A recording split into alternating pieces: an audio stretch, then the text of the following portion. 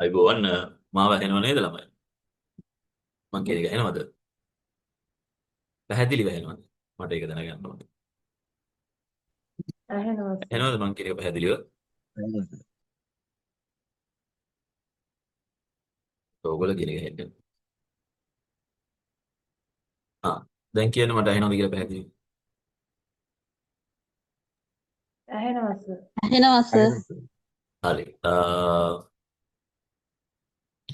දැන් මෙතනට වෙනකන් අපි ගිය සතියේ කරා මේ සංවර්ධනාත්මක විද්‍යාවේ මේ සතියේ අපිට අර මග ඇරිච්ච දේශන දෙකක් තිබ්බා. ඊට පස්සේ මගෙන් ඇහුවා මේ දේශන දෙක මේ සතියේ යොදා ගන්නද කියලා. මං ගෝ යොදා ගන්න. මම හිතන්නේ ඒක ඔයගොල්ලන්ට කරදරයක් නෙවෙයි කියලා නොවෙන්නේ නැති කියලා. මොකද මේ මම ගොඩාක් කැමති සජීවීව දේශන කරන්න රෙකෝඩින්ග්ස් දෙනවට වඩා. ඒ නිසා මේ සතිය යොදාගමු කියලා කිව්වා. දැන් අද මම බලාපොරොත්තු වෙනවා මේ කතා කරගෙන ආපු සංවර්ධන දර්ශකවල ඉතුරු ටික අවසන් කළා. අපිට වෙලාව තිබ්බොත් ආර්ථික වර්ධන න්‍යායන් වලට යොමු වෙන්න. ඒතර මෙතෙක් වෙනකල් අපි දේශනා හතරක් ඔස්සේ උත්සාහ කරා මේ ආර්ථික වර්ධනය සංවර්ධනය කියන මේවල පසුබිම් සාකච්ඡා කරන්න. ඒ කියන්නේ මොකද්ද මේ ආර්ථිකය කියන්නේ? මොකද්ද අපි බලාපොරොත්තු වෙන සංවර්ධනය කියන්නේ? මොනවද ඒ බලාපොරොත්තු වෙන දර්ශක? ඒක මයින්න බලාපොරොත්තු වෙන දර්ශක වගේ. ටිකක් අර බිම සැකසීම තමයි මේ තාක් අපි කරේ. ඊට පස්සේ ආර්ථික වර්ධන න්‍යායන් වලට ගියාම පොඩ්ඩක් ඔක න්‍යායාත්මක වෙනවා. දැන් පහුගිය සතියේ අපි කතා කරා සංවර්ධන දර්ශක සහ ආර්ථික වර්ධන දර්ශක කීපයක්. මට මතක විදිහට අපි අවසානට කතා කරේ දරිද්‍රතාවය. දරිද්‍රතා රේඛාව. දරිද්‍රතා රේඛාව ගැන කතා කළා. sorry. දරිද්‍රතාවයත් එක්කම දැන් PDF එකේ මම දැන් දාන්න. විනාඩියක් දෙන්නකෝ.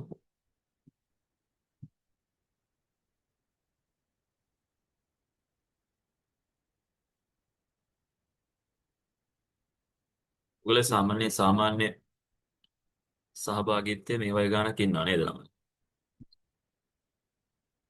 ඔව් සර්. දැන් මේ දාන මේ නෝට්ස් අනිත් අයට හම්බ වෙනවද නැත්නම් කොහොමද ඔයගලන්ට මේ මොකක් හරි විදියක් තියෙනවද? මම LMS එකට දාන්න උත්සාහ කරන්න. LMS එකේ නෑ සර් ගොඩක්.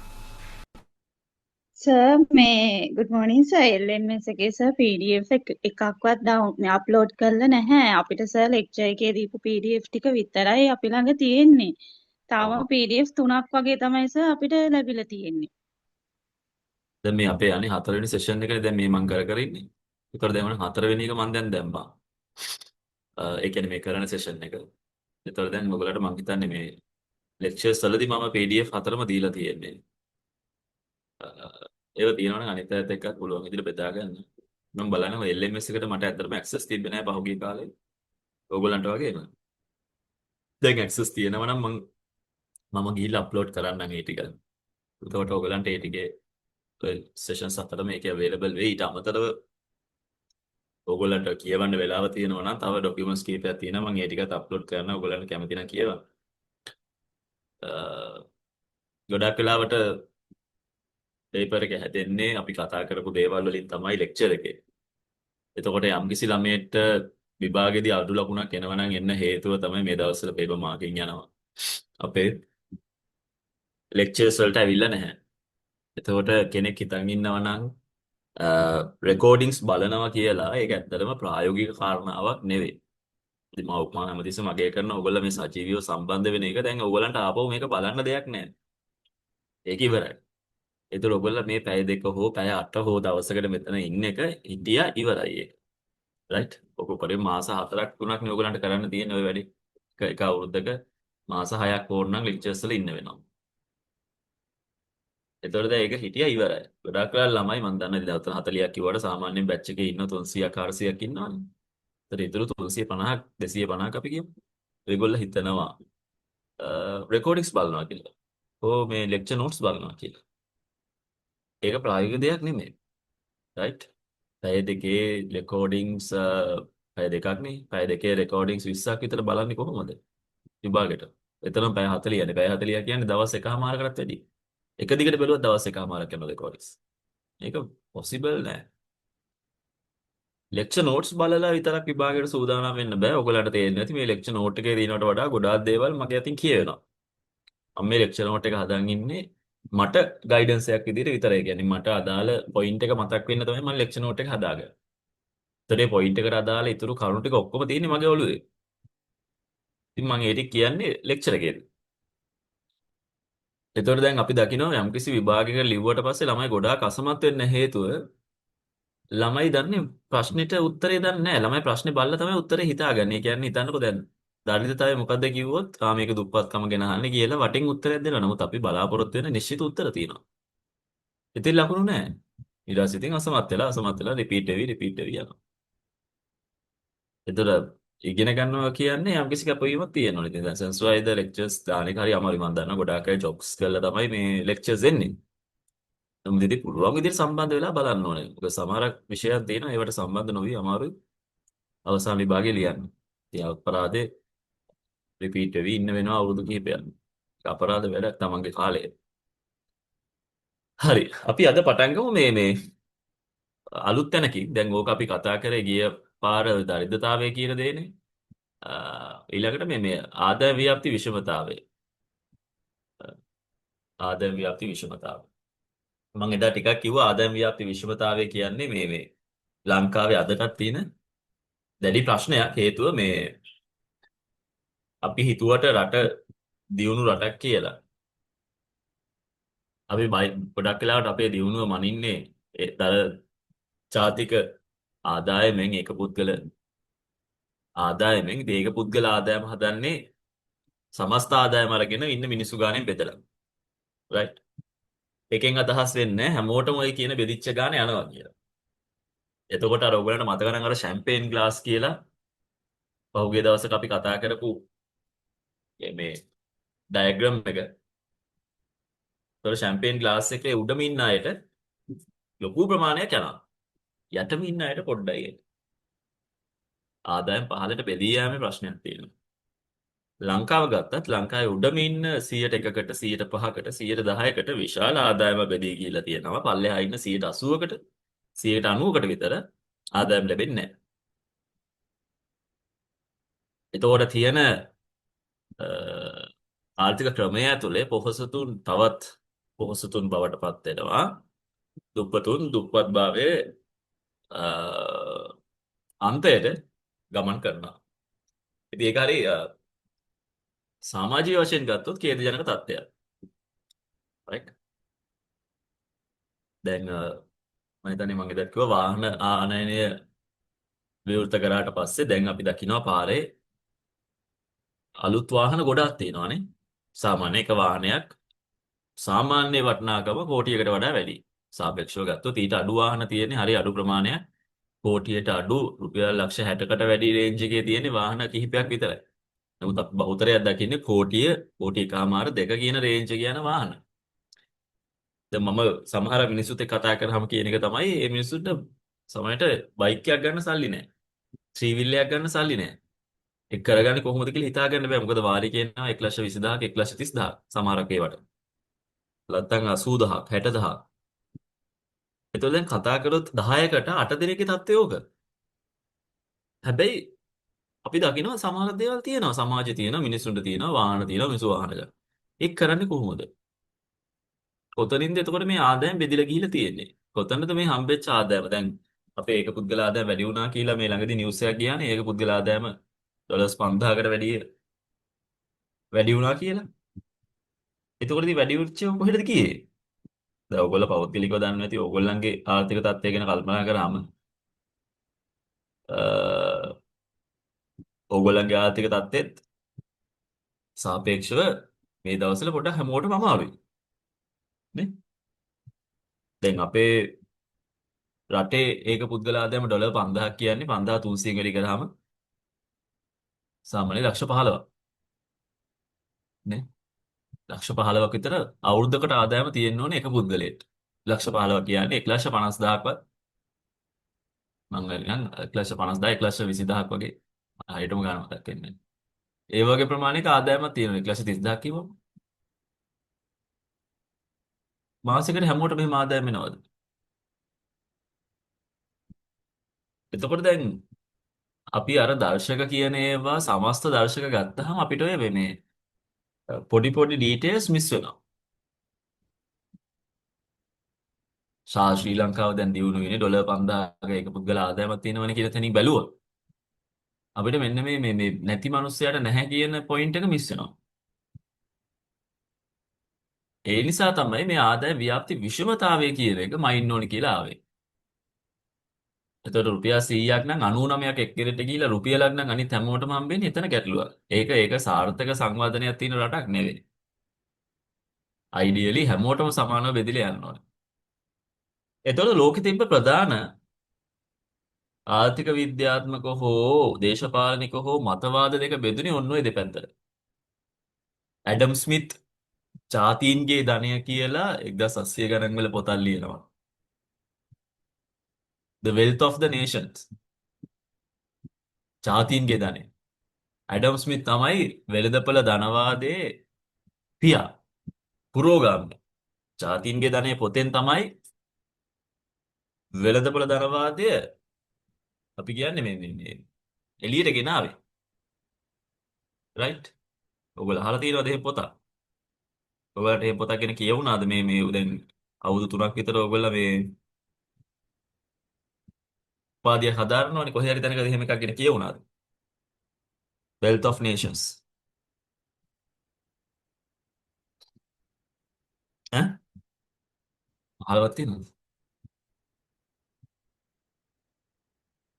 කොතනද ඔයගොල්ලෝ ඒක අහලා තියෙන්නේ?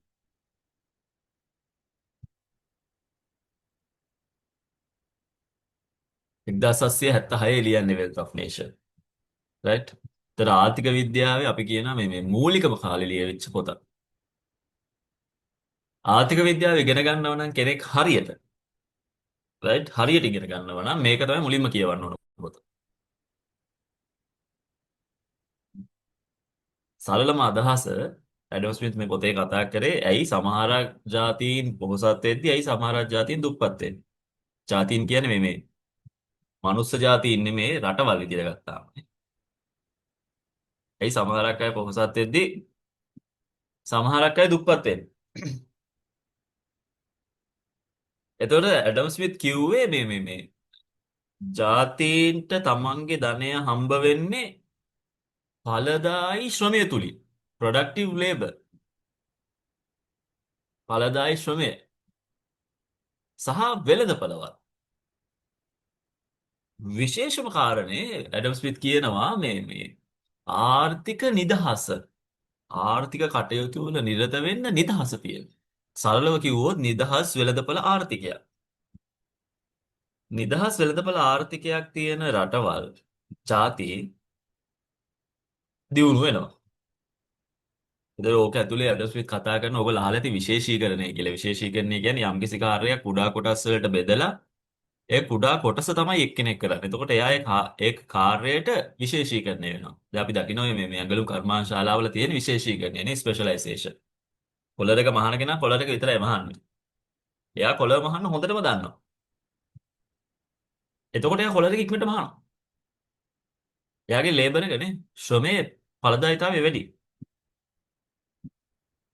නේ? ඊළඟට ඇඩම්ස්මිත් කතා කරා මිල ගැන. මිල වෙළඳපළ ක්‍රමය. සහ විශේෂයෙන්ම කිව්වා මිනිසා කියන්නේ ආත්මාර්ථකාමී සත්වෙක්. එයා තමන්ගේ ආත්මාර්ථය නැත්නම් ස්වාර්ථය හඹා යන එක හොඳයි. හැමෝම තම තමන්ගේ ස්වාර්ථය හඹා යනකොට අවසානයේ සමස්තයක් විදියට රට නැත්නම් සමාජයට හොඳක් වෙනවා කියලා. ඒ කියන්නේ මම වැඩ කරනවා මම දියුණු වෙනවා. ඔයා වැඩ කරනවා ඔයා දියුණු වෙනවා. හැමෝම තමන් දියුණු වෙන වැඩ කරනකොට අවසානයේ සමාජය දියුණු වෙනවා කියලා තමයි ඇඩම් ස්මිත් කිව්වේ. හරිද? ඉතින් ඒකට නිදහස් වෙළඳපළක් තියෙනුනේ. ඒ කියන්නේ මම කැමති දෙයක් ගිහිල්ලා විකුණන්න, මම කැමති දෙයක් ගිහිල්ලා මිලදී ගන්න පුළුවන් නිදහස් වෙළඳපළක් තියෙන්න ඕනේ. රජයක් ඉදිරි රජයට කරන්න තියෙන්නේ මුකුත් නොකර. සීලෝ ගවර්න්මන්ට්. රජයේ මැදිහත් වීම බිඳුව කළා අවශ්‍ය ආරක්ෂාව නීතිය හා සාමය ওই ටික කළා පාරවල් ටික හදලා දීලා රජය නිකන් බලන් ඉන්න කියලා තමයි. යා රජයේ මැදිහත් වීම බිඳුවයි. ඔක තමයි ඇඩම් ස්මිත් කිව්වේ. රයිට්? ඔක තමයි කිව්වේ. දැන් මේක තමයි නූතන ධනවාදයේ පාඨ ග්‍රන්ථය. පාඨ ග්‍රන්ථය කියන්නේ ටෙක්ස්ට් බුක් එක. නූතන ධනවාදයේ මොඩර්න් කැපිටලිසම් වල ටෙක්ස්ට් බුක් 1876. බලන්න 1876 ඕක ආවට පස්සේ 1800 ගණන් වල මොකද්ද මේ කාර්මික විප්ලවය වෙන්නේ 1600 ගණන් වල 1500 ගණන් වල 600 ගණන් වල යුරෝපයේ වෙනවා මේ ආගමික පුනරුදය කියලා. ඔයගොල්ලෝ ඉතිහාසය ඉගෙන ගත්තම ඔයගොල්ලන්ට මතක ඇති ආගමික පුනරුදය. රිලිජන් රෙනසන්ස් කියලා කියන්නේ. ඒතර ඒ තාක්කල් යුරෝපයේ තිබ්බ රාජාණ්ඩු ක්‍රම සහ වැඩවසම් වහල් ක්‍රම ඔය රදල වැඩවසම් ක්‍රම වලට විරුද්ධව මිනිස්සු ලියන්න ගන්නවා, කියන්න ගන්නවා, චිත්‍රාඳින්න ගන්නවා. මිනිස්සු නැගිටිනවා. අලුත් මතවාද අලුත් චින්තන ඇති වෙනවා. ඕක එක ප්‍රතිඵලයක් විදිහට තමයි ඇඩම් ස්මිත්ගේ වෙල්ත් ඔෆ් නේෂන්ස් එන්නේ. ඒතර ඒකත් එක්ක මේ ඉදිරිපත් කරපු එකත් එක්ක ඇඩම් ස්මිත් කියන හැමෝටම නිදහසේ ආර්ථික ක්‍රියාවන් කරන්න හැකියාව තියෙන්න ඕනේ කියලා. ඒකත් එක්ක තමයි කාර්මික විප්ලවය එන්නේ. කාර්මික විප්ලවය කියන්නේ තනිකරම අලුත් ව්‍යවසායකින්ගේ නැගිටීමන්නේ. නේ? අලුත් ව්‍යවසායකයෝ අලුත් කර්මාන්තශාලා සරලව කිව්වොත් නූතන ධනවාදයේ ක්‍රියාත්මක වීම තමයි කාර්මික විප්ලවය කියන්නේ. දැන් ওই පැත්තෙන් ඇඩම් ස්මිත් නූතන ධනවාදයේ එළියට අරන් එද්දී අනිත් පැත්තෙන් අරන් එනවා කාල් මාක්ස්. කාල් මාක්ස් අරන් එනවා පොතක් Das Kapital කියලා. Das Kapital. Das Kapital කියලා සමහරු කියනවා. ඒක ලියන්නේ 1867. හරය ලියලා අවුරුදු 90කට විතර පස්සේ. කාල් මාක්ස් සහ ෆෙඩරික් එන්ගල්ස් දෙන්නත් එකතු වෙලා තමයි Das Kapital ලියන්නේ. එතකොට දැන් Das Kapital එකේ ඇඩම් ස්මිත් වෙල්ත් ඔෆ් නේෂන්ස් එකේ කියනවානේ නූතන ධනවාදය හොඳයි කියලා. ඒ කියන්නේ ධනය නිර්මාණය කරන්න ඕනේ. පුළුවන් තරම් ස්වාර්ථය වෙනුවෙන් වැඩ කළා හැමෝම එකතු වෙලා තම තමන්ගේ ධනය නිර්මාණය කරගන්න ඕනේ කියද්දී Das Kapital එකේ කාල් මාක්ස් අහනවා මේ නිර්මාණය කරන ධනය තුලින් ඇත්තටම ප්‍රතිලාභ ලබන්නේ කවුද? දැන් සමාජයක් ඇතුලේ නිර්මාණය වන ධනය කොහෙටද යන්නේ? සහ මොකද්ද පිරිවැය නේ? මේ වගේ හැමෝම ස්වාර්ථය මත පදනම් වෙලා නිදහස් වෙළඳපොළ ආර්ථිකය වල රජයේ මැදිහත් වීමක් නැතුව ධනය නිර්මාණය කිරීමට යෑමේ අවසාන පිරිවැය කුමක්ද? ඕක තමයි Das Kapital එකේ අහන්නේ කාල් මාක්ස්. එතකොට මේ Das Kapital නැත්නම් මේ Das Kapital කියන්නේ ඉතා දරුණු විවේචනයක්. ධනවාදයට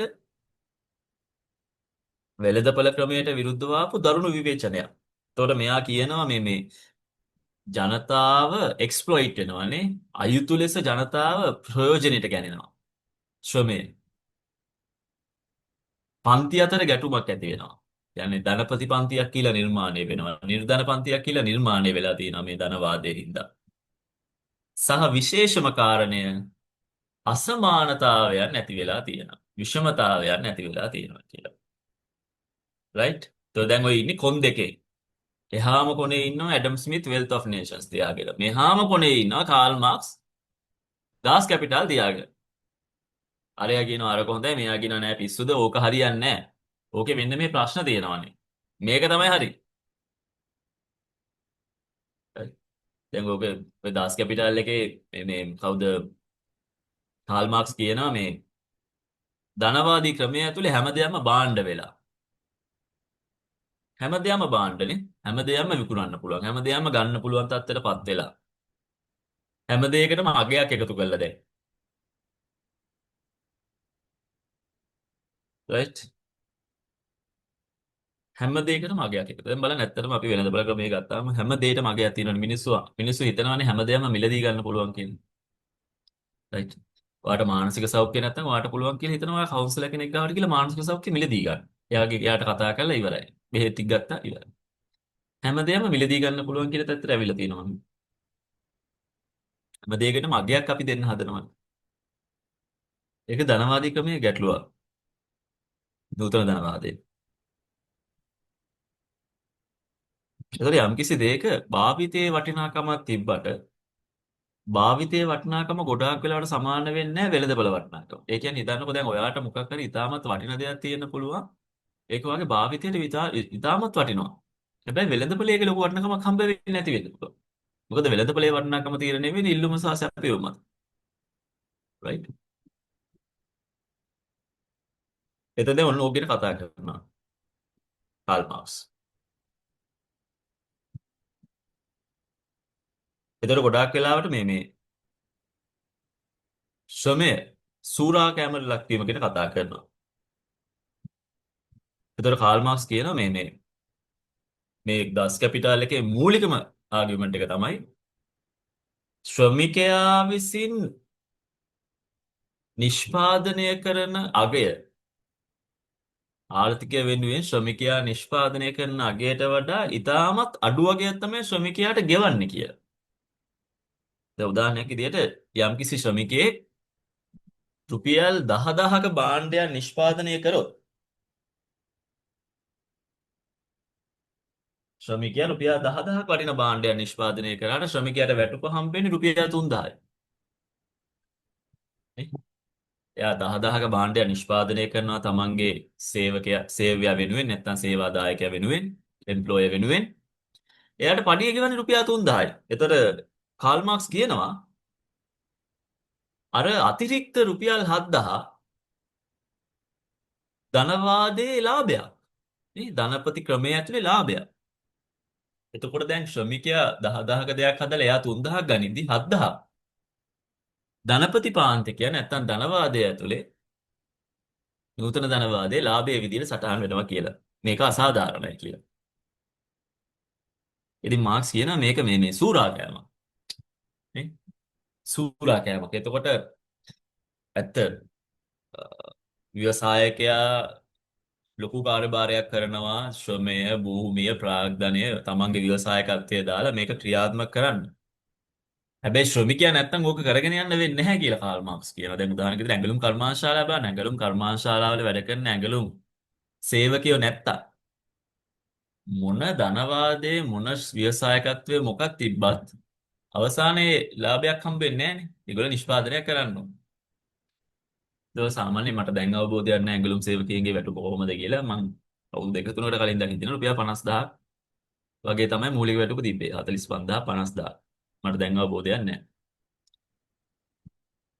එතකොට දැන් ඔය වගේ 50000 අපි කියමු විශාල ප්‍රමාණයක් වැඩ කරනවා ඇති. නමුත් ඒගොල්ලෝ නිර්මාණය කරන ඇඳුම් සමහරක් වෙලාවට ගෝලීය වෙළඳපොලේ විකිනෙන්නේ ඩොලර්ස් වලට.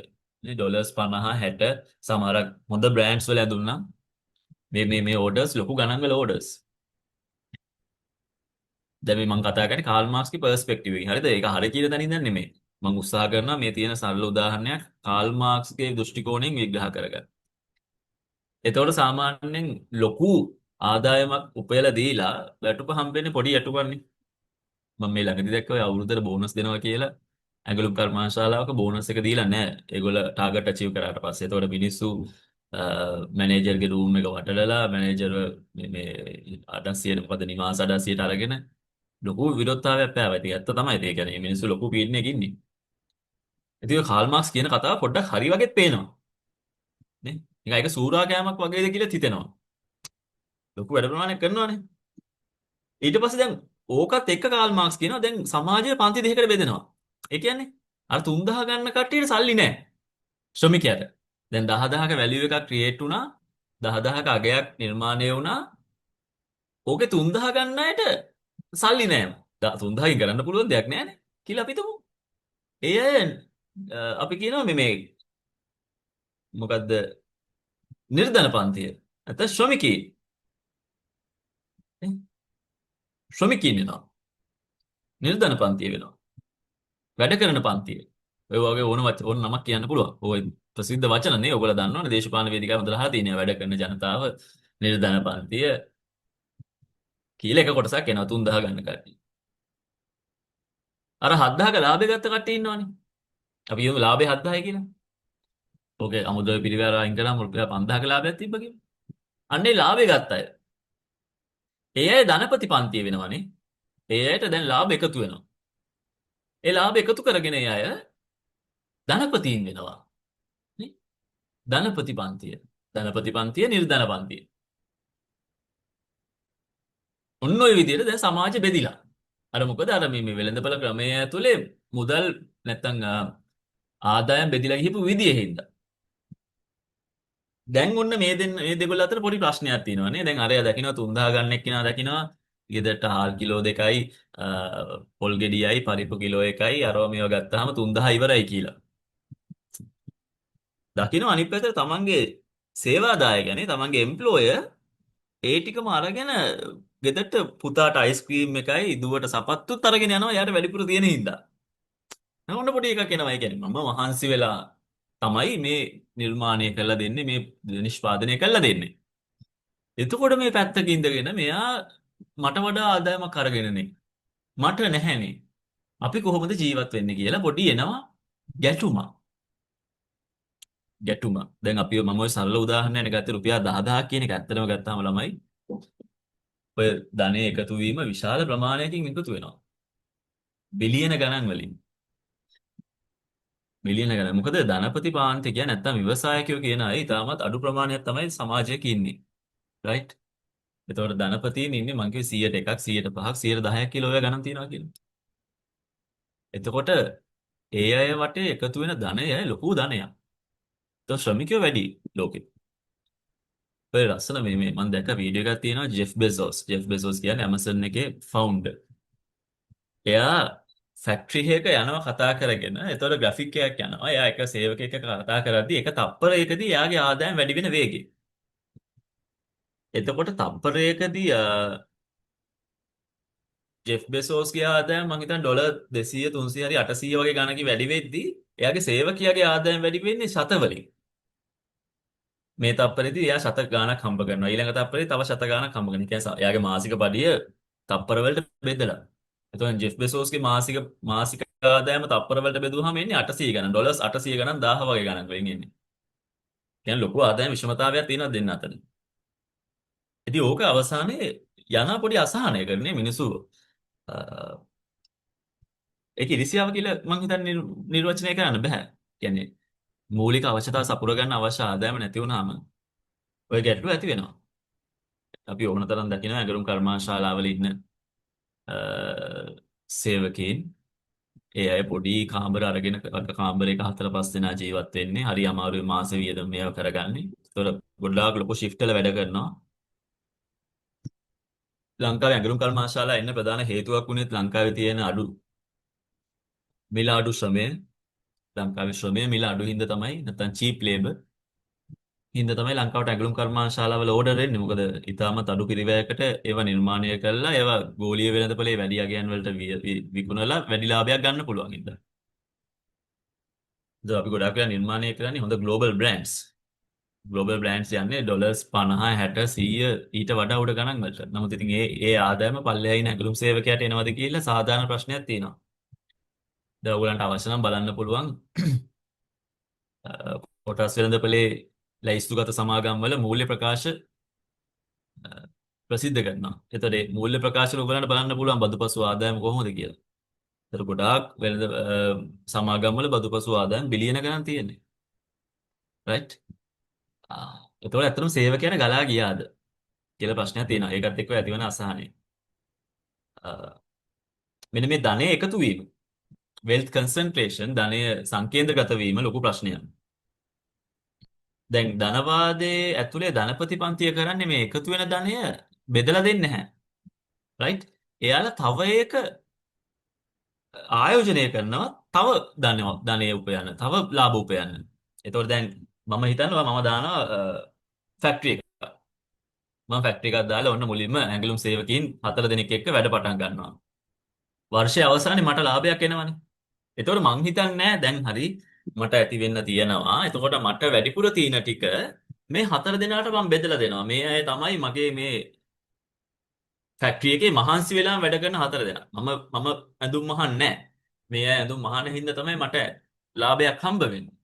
ඒතකොට මේ වැඩිපුර තියෙන ටික මට ජීවත් වෙන්න අවශ්‍ය ප්‍රමාණය අරගෙන මේ වැඩිපුර තියෙන ටික මේගොල්ලෝ 4 දෙනාට බෙදලා දෙන්න ඕනේ. මං එහෙම හිතනවද? මං එහෙම හිතන්නේ නැහැ. මම මොකද කරන්නේ? වැඩිපුර තියෙනවා දැන් මේ ගාන. දාන්න ඕනේ තව ෆැක්ටරියක්. නැත්තම් ගන්න ඕනේ තව 4 දෙනෙක් වැඩ දැන්. මුන්න මං තව 4 දෙනෙක්. දැන් 4 දෙනෙක් වැඩ ගන්න හොඳයි කිය මඩු තරමේ. තව කෙනෙක්ට ජොබ් එකක් හම්බෙන්නේ. තව ෆැක්ටරි එකක් දානවා කියන්නේ. 4 දෙනෙක් වැඩ ගන්නවා කිය තව ෆැක්ටරියක් දානවා වගේ තමයි. ඒතකොට ඒ අයත් ඒ වගේම නිෂ්පාදනය කරනවා. ඒතකොට ලබන අවුරුද්දේ මගේ ලාභය තවත් වැඩි වෙනවනේ. අංකල් බලන්න දැන් ලබන තව 8 දෙනෙක් ගන්න ඕනේ වැඩට. 4 8 වෙනවා 8 16 වෙනවා 16 32 වෙනවා එක ෆැක්ටරිය දෙක වෙනවා ෆැක්ටරි 3 වෙනවා 4 වෙනවා මගේ ලාභය තව වැඩි වෙනවා. ධනෙ එකතු වෙනවා. එතකොට වෙන්නේ මේ කවදාවත් ධනපති පාන්තිකය නැත්තම් ධනපතිය තමන්ගේ ධනය බෙදලා දෙන්නේ නැහැ. එයා බලන්නේ ඒක තව වැඩි කරගන්නේ කොහොමද කියලා. ඒක උඩට තව ටිකක් එකතු කරගන්න. ඕක මම නෙමෙයි කියන්නේ ඕක කියන්නේ කාල් මාක්ස්. හරිද මම කියන වගේ කිව්වට කාල් මාක්ස්ගේ අදහස් තමයි මම මේ කියන්නේ. එහෙම තමයි ධනය සංකේන්ද්‍රගත වෙන්නේ. රයිට්? ධනය සංකේන්ද්‍රගත වෙන්නේ. දැන් ඇඟලුම් කර්මාශාලා වගේ ගත්තොත් එහෙම අපිට ඒ සේවකයා සම්බන්ධව ප්‍රශ්නයක් තිබ්බට ඇත්තම ගොඩක් වෙලා ඇඟලුම් වලට එන්නේ අපනයන ආදායම්නේ.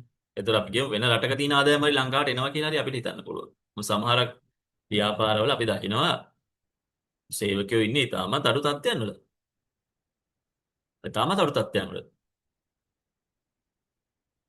නමුත් දැන් බස් වගේ ගත්තොත් එහෙනම් බස් අයිතිකරුවෝ අද එක බස් එකක් තියෙනවා තව බස් එකක් ගේනවා අන්තිමට බස් යාඩ් එකක් දානවා.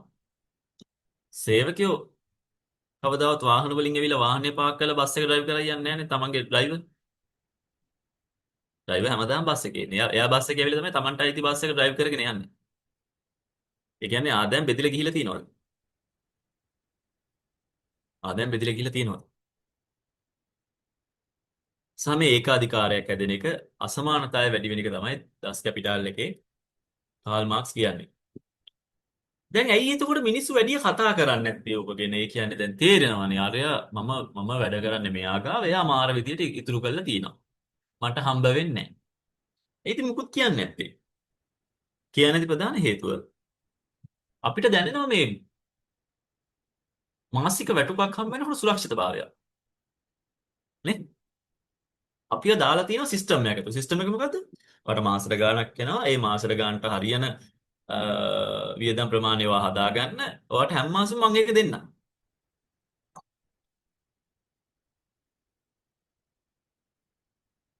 එතන තියෙන 아무තු සුරක්ෂිතභාවයක උගුලක්. ඒතර කවදාවත් අපි ක්වෙස්චන් කරන්නේ නැහැ. මොකද අපි මේ වැටුපත් එක්ක අපි කරගෙන යනවා පුළුවන් විදියට. ඉතින් ඔන්න ඔය අන්ත දෙකේ තමයි තිබ්බේ. දැන් අපි අද කතා කරන්න ගන්න මේ රටක ආදායම් ව්‍යාප්ති විෂමතාවය ගැන කතා කරද්දී ඔන්න ඔය ඇඩම් ස්මිත්ගේ ක්‍රමවේදය හේතු වෙලා තියෙනවා. ඒකත් යොදා ගන්න පුළුවන් මේක විශ්ලේෂණය කරන්න. කාල් මාක්ස් කතාවත් යොදා ගන්න පුළුවන්. එක කොට්ටාසයකට වැඩිපුර ධනය සංකේන්ද්‍රගත වෙලා තියෙනවා. තව කොට්ටාසයකට හම්බ වෙන්නෙම නැහැ. රයිට්? දැන් අපි ලොකුවට හිතුවේ නැති වුණාට කාල් මාක්ස්ගේ මතවාදයන් ලෝකේ ප්‍රබල විදියට පැතිරිච්ච මතවාදයන්. ඒ කියන්නේ ලෝකේ අක්ෂ දෙකකට බෙදුනහම ඒ එක අක්ෂයක තිබ්බේ ඇඩම් ස්මිත්ගේ මතවාදය. අනිත් අක්ෂයේ තිබ්බේ කාල් මාක්ස්ගේ මතවාදය. ඒ තරම් ප්‍රබල මතවාද දෙකක්. රුසියාව, චීනය, කියුබාව, උතුරු කොරියාව, කාලයක් වියට්නාමය මේ වගේ රටවල් ලංකාවත් කාලයක් මේ වගේ රටවල් ගත්තාම මේ ලෝකේ තියෙන ප්‍රබල රටවල්. මේ අය කාල් මාක්ස්ගේ මතවාදයෙන් පෝෂණය වෙච්ච දේශපාලන ක්‍රම තියෙන රටවල්. ප්‍රබල රටවල්. චීනය ගත්තත් එහෙමයි. සමාජවාදී සහ මේ සම සමාජ ක්‍රමය සහ හැමෝටම සමාන සමාජය නිර්මාණය කරන්න ඕනේ කියන තැන තමයි මූලිකව චීනෙ හිටියේ. මාවෝ සේතුන් සහ චීන කොමියුනිස්ට් පක්ෂය හැදුනේ මේ මතවාදයන් එක්ක. රුසියාව ගත්තොත් එහෙම රුසියාවේ කාල් මාක්ස්ගේ පෝෂණයෙන් තමයි රට දේශපාලන ක්‍රමය හැදුනේ. රුසියාවට කලින් තිබ්බේ සෝවියට් සමූහ ආණ්ඩුව. සෝවියට් සමූහ ආණ්ඩුව දැඩි ලෙස කාල් මාක්ස්ගේ ක්‍රමවේදයන් සහ මේ සමාජවාදී ක්‍රමවේදය ෆලෝ කරපු අනුගමනය කරපු දේශපාලන ක්‍රම සමාජ දේශපාලන තත්ත්වයක් තිබ්බ රටවල්. කියුබාව ගත්තත් එහෙමයි. චේ ගුවේරා, ෆිදෙල් කාස්ත්‍රෝ, රාවුල් කාස්ත්‍රෝ කියන්නේ සමාජවාදී ක්‍රම. ඔයවල මූල බීජය තියෙන්නේ කාල් මාක්ස්ගේ පන්ති ගැටුම. මම හිතන්නේ ඔයගොල්ලෝ සම මොනවද මේ සෝෂියොලොජිනේ සමාජවාදී ඉගෙන ගනිද්දි ඔක ඉගෙන ගන්න නැති.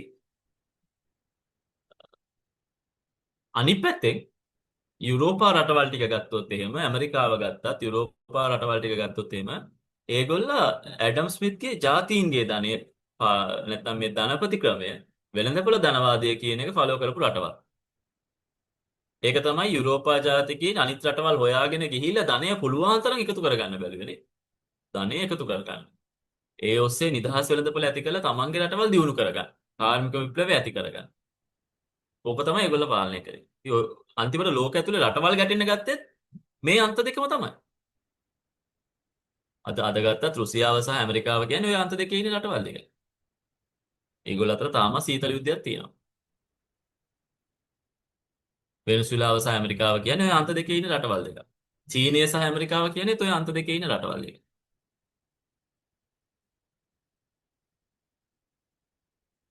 දැන් අපිට අසමානතාවය ගැන කතා කරද්දී ওই අන්ත දෙකම වැදගත්. දැන් ලංකාවේ ගත්තොත් එහෙම ලංකාවේ ආදාය ව්‍යාප්ති විෂමතාවය වැඩි වෙන්න ප්‍රධාන හේතුවක් වෙලා තියෙන්නේ. මම ආදාය ව්‍යාප්ති විෂමතාවය ගැන කතා කරලා ලෝරන්ස් වක්කයට යන්න. මේ ධනවාදී ක්‍රමය 1972 ඉඳන් 70 ගණන් වල ඉඳන් ආපු සිරිමාව බණ්ඩාරනායක රජය උත්සාහ කරා සමාජවාදී ක්‍රමයක් ක්‍රියාත්මක කරන්න. ඒතර ඒක ඇතුලේ සමට සමානව බෙදිලා යන්න ඕනේ. රට ඇතුලේ තමන්ගේ දේශීය නිෂ්පාදන හැදෙන්න ඕනේ. ආදායම් ව්‍යාප්ති විෂමතාවය අඩු කරන්න ඕනේ කියන තැනට සිරිමාව බණ්ඩාරනායක රජය ආවා.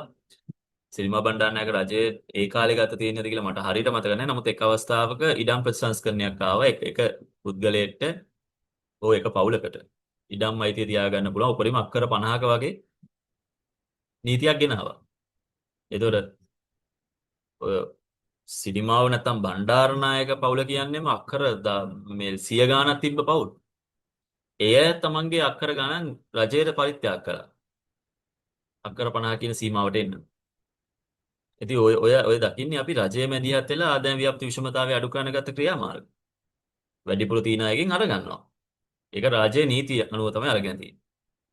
හැබැයි 1977 පත් වෙච්ච එක්සත් ජාතික පක්ෂ රජය කියන්නේ තනිකරම ලිබරල් නිදහස් වෙළඳපොළ ධනපති කියන්න බෑ. නමුත් ධනවාදී වෙළඳපොළ ආකෘතිය අනුගමනය කරපු රටව මේ පක්ෂ ජයවර්ධන කියන්නේම ඇමරිකානු මොඩලය තමයි යාගේ මූලික මොඩලය වුණේ ආර්ථික මොඩලය වුණේ. ඒතර ඒකත් එක්ක එයා වෙළඳපොළ නිදහස් කරලා වෙළඳපොළ විවෘත කරලා නිදහස් වෙළඳපොළක් ඇති කරන්න ඕනේ කියලා ව්‍යවසායකයට වෙළඳපොළ විවෘත කළා. ඒතර ව්‍යවසායකයෝ ඇවිල්ලා එතන ඉඳන් අවුරුදු 9ක් විතර 9ක් හෝ 10ක් විතර එක දිගට නිදහස් වෙළඳපොළ ක්‍රමයක් ඇති වුණා. මේ නිදහස් වෙළඳපොළ ක්‍රමය ඇතුලේ මේ ආදාය ව්‍යාප්ති විෂමතාවය දැඩි ලෙස පුළුල් වුණා. ඒක ලොකු ගැප් එකකට ආවා. අද වෙනකොට ලංකාවේ ආදාය ව්‍යාප්ති විෂමතාවය ඉතාමත් දරුණු විදිහට තියෙනවා. මම දන්නේ ලංකාවේ තරම් මම හිතන්නේ ඉන්දියාවේ එහෙම තියෙනවා. නමුත් ලංකාවේ ඉතාමත් විශාල ප්‍රමාණයක් මිනිස්සු සිඟවනේ යනවා. ඒක ලොකු ප්‍රමාණයක්. ඔයා අද එළියට බහැලා විනාඩි 30ක් පාරේ ගියොත් එහෙම ඔයාට මං හිතන්නේ එක 6ක් 7ක් පුද්ගලයෝ නෝටිස් කරන්න පුළුවන් සිඟවන්නේ නැතිනවා. පොඩි ළමයි. සමහරකට පොඩි ළමයි. අලුත් උපන් දරුවොත් එක්ක අම්මලා. වයසක අය. ආබාධිත අය.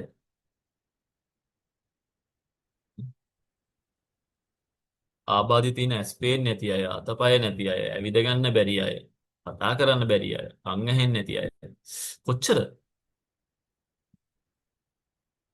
ඒතර ඔය මිනිස්සු බහුතරය සමහරු කියන ඕවා මේ මොනවද ස්කෑම් ඔය බිස්නස් වෙන අය තමයි ධම්මලා තින්නේ. හරි කොහොම හරි එහෙම වෙන කෙනෙක් ධම්මලා හරි හිඟා ගන්න වෙන තමන්ට නැති හින්දානේ. දැන් ඔයාට හොඳ රස්සාවක් තියෙනවා ඔයා ගැන කෙනෙක් ගාවට කියලා කියන්නේ නැහැ මම හිඟා ගන්න දාන්න කියලා. ලොකු විෂමතාවයක් තියෙනවා. ග්‍රාමීය පැතිවලට ගියාම අපි දකිනවා ළමයි පාසල් යනවා සපත්තු නැහැ. මම හොඳට දැකලා ඉනවා සමහර ග්‍රාමීය ප්‍රතිවල ළමයි සපත්තු නෑ සෙලපු දෙයක් දාගෙන යන්නේ පාසල. සමහර අයගේ ඇඳුම් එකම ඇඳුම ඇඳලා කියලා හොඳට පේනවා. මොකද අර එකම ඇඳුම හැමදාම නිල් දදා හොදද්දි ඒක පොඩි දම් පාටක් එනවා සුදු ෂර්ට් එක. සුදු ෂර්ට් එක දම් පාට වෙලා. කලිසමේ පාට ගිහිල්ලා. ගවුම් දම් පාටයි. සමහර ළමයිට පොත් බෑග් කියන්නේ නැහැ. මම පෞද්ගලිකව දැකලා තියෙනවා සමහර ළමයි මේ පොලිතින් බෑග් වල පොත් ටික දාගෙන යන්නේ. කිලෝමීටර් ගණන් පයින් යනවා සමහර ළමයි ඉස්කෝලේ. ඒක අවස්ථාවක මම තීරණය කළා අපේ පවුලේ තීරණය කළා පොත් පාර්සල් පරිත්‍යාග කරන්න ග්‍රාමීය ප්‍රදේශවල දරුවන්ට. දැන් අපිට ඇත්තටම මේ ලොකු අවබෝධයක් නැහැ. සාමාන්‍ය පොත් පාසල් 20ක් විතර අපිට පුළුවන් විදිහට අපි හදාගෙන යා කිසි ග්‍රාමීය ප්‍රදේශයක ටිකක් ඈත ප්‍රදේශයක අපි ගිහිල්ලා දැන් එකපාරක මේක දැන් බෙදන්න පටන් ගත්තා. ඒ කියන්නේ හම්බ වෙන ළමයෙක් හම්බුනොත් කවුරු හරි මුණ ගැහුනොත් අපි ඒ ළමයට ඒ පොත් පාසලේ දෙනවා. දැන් අපි ගියේ පොඩි වෑන් එකක අපි දැන් ඒ වෑන් එකේ ඔහම පොත් පාසලේ හම්බ වෙන අයට නවත්තලා දෙදී ඔහම එනවා. එනකොට අපිට පේනවා පිටිපස්සේ බයික් එකක් වේගෙන් අපි හඹාගෙන එනවා. රයිට්? වේගෙන් එනවා. මේ කියන්නේ අවුරුදු දැන් 14කට විතර කලින් වෙච්ච සිද්ධියක්. දැන් අපි බය වුණා මොකක් හරි මේ ගැටලුවක්ද කියලා අපි නැවතුවා ඊට පස්සේ. තාත්තා මගේ අපේ තාත්තා නැවතුවා වාහනේ. නැවතුවාම ඉස්සරහින් ගිහලා නැවතුවා බයික් එක. පොඩි එකෙක් පිටිපස්සේ වාඩිලා ඉන්නවා තාත්තා කෙනෙක්. පරණ මෝටර් සයිකලයක්. ඒ තාත්තා දුවගෙන ඇවිල්ලා අපෙන් පොත් පාර්සලයක් ඉල්ලන් ගියා. රයිට්? දැන් පොත් පාසල් දුන්නේ අපිට තියෙනවා කියලා එහෙම අදහසකින් නෙමෙයි මට ඇත්තටම උවමනාව තිබ්බයි ළමයි වෙනුවෙන් මොනවා හරි කරන්න. නමුත් ඒ වෙලාවේ මට අවබෝධයක් තිබ්බේ නැහැ මොනවා වගේ දෙයක්ද ගන්න පුළුවන් කියලා. මොකද ඒතර මාත් පාසල් යනවා. ඒ වෙලාවේ මම කල්පනා කරා සාමාන්‍යයෙන් අපි තාත්තා කෙනෙක් කියන්නේ අපේ පවුල ඇතුලේ අපි දකින්නේ එන විශාල ශක්තිමත් චරිතයක් විදියටනේ. දැන් අපි තාත්තව දකින්නේ වීරයෙක් විදියටනේ. අපි දකින්නේ නැහැ තාත්තා අපේ ඉස්සරහා කාගෙන්වත් දේවල් ඉල්ලනවා. තාත්තලා එහෙම කරන්නේ නැහැ. තාත්තලා පෙන්නනවා තමන් ශක්තිමත් කියලා. ඒක තාත්තලා මම දන්න විදිහට ළමයි නැති තැන්වල කාගෙන් හරි දෙයක් ඉල්ලලා ගෙනාවත් ළමයි ඉන්න තැන්වල ඉල්ලන්නේ නැහැ තාත්තා කියන ප්‍රතිරූපය හානි කරගන්නේ නැහැ. ඒතකොට යම්කිසි තාත්තා කෙනෙක් වාහනයක් පිටිපස්සේ හඹාගෙන ඇවිල්ලා දරුවත් එක්ක දෙයක් ඉල්ලගෙන යනවා නම් ඒ පවුල් කොච්චර අසීරුතාවයකින් ජීවත් වෙනවද? අසීරුතාවයකින් ජීවත් වෙනවද? ඒතර කොතනද මේ සමාජයේ තියෙන්නේ? කොතනද මේ සමාජයේ තියෙන්නේ? දැන් අනිත් එක සමාජ මාධ්‍ය ජනමාධ්‍ය දියුණුවයි. මේ ළමයි සෙලපු දෙක දාගෙන යන ළමයි ඉන්නවනේ. සපත් දෙකක් නැහැ. බාට දෙකක් කැඩිච්ච බාට දාගෙන ඉස්කෝලේ යන ළමයි. ඒ ළමයි කොහොමද අධ්‍යාපනය ලබා ගන්නේ?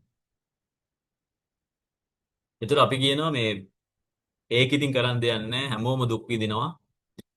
දුක් විඳලා තමයි ඉගෙන ගන්න ඕනේ. දුක් විඳලා ඉගෙන ගත්තොත් කවදාද සපත් තියෙන්නේ කියලා. එහෙනම් හැමෝම දුක් විඳිනවා. නේ? මොකද මේ ළමයි මේ දුක් විඳින කියලා හිතාගෙන ඉපදිච්ච අය නෙමෙයි. අය ඉපදෙනකොට ඒගොල්ලෝ මම නම් ඊට පස්සේ මම දැන් ඉපදෙන්න යන්නේ හොඳ දුක් විඳින පවුලක් බලලා ඉපදෙන්න ඕනේ. එහෙම හිතලා ඉපදෙන්නේ. ඒතර ඒ ළමයිට මූලික අවශ්‍යතා ටික ලැබිය යුතු නැද්ද? ඒ පවුල් වලට ධනය ගලා යන්න ඕනේ නැද්ද? අපි අර ලංකාවේ මේ සුඛෝභෝගී ආහාර කියලා චීස් බටර් තියන් ඉන්නවනේ. ඒතර චීස් බටර් කන්න ඕනේ නැහැ ඒ ළමයි. අඩුතරම මේ බත් ටික මම දන්නවා පෞද්ගලිකව සමහර ගෙවල් වල එක වේලයි කන්නේ. මම මේ ළඟදී යද්දී අම්මා කෙනෙකුයි පුතෙකුයි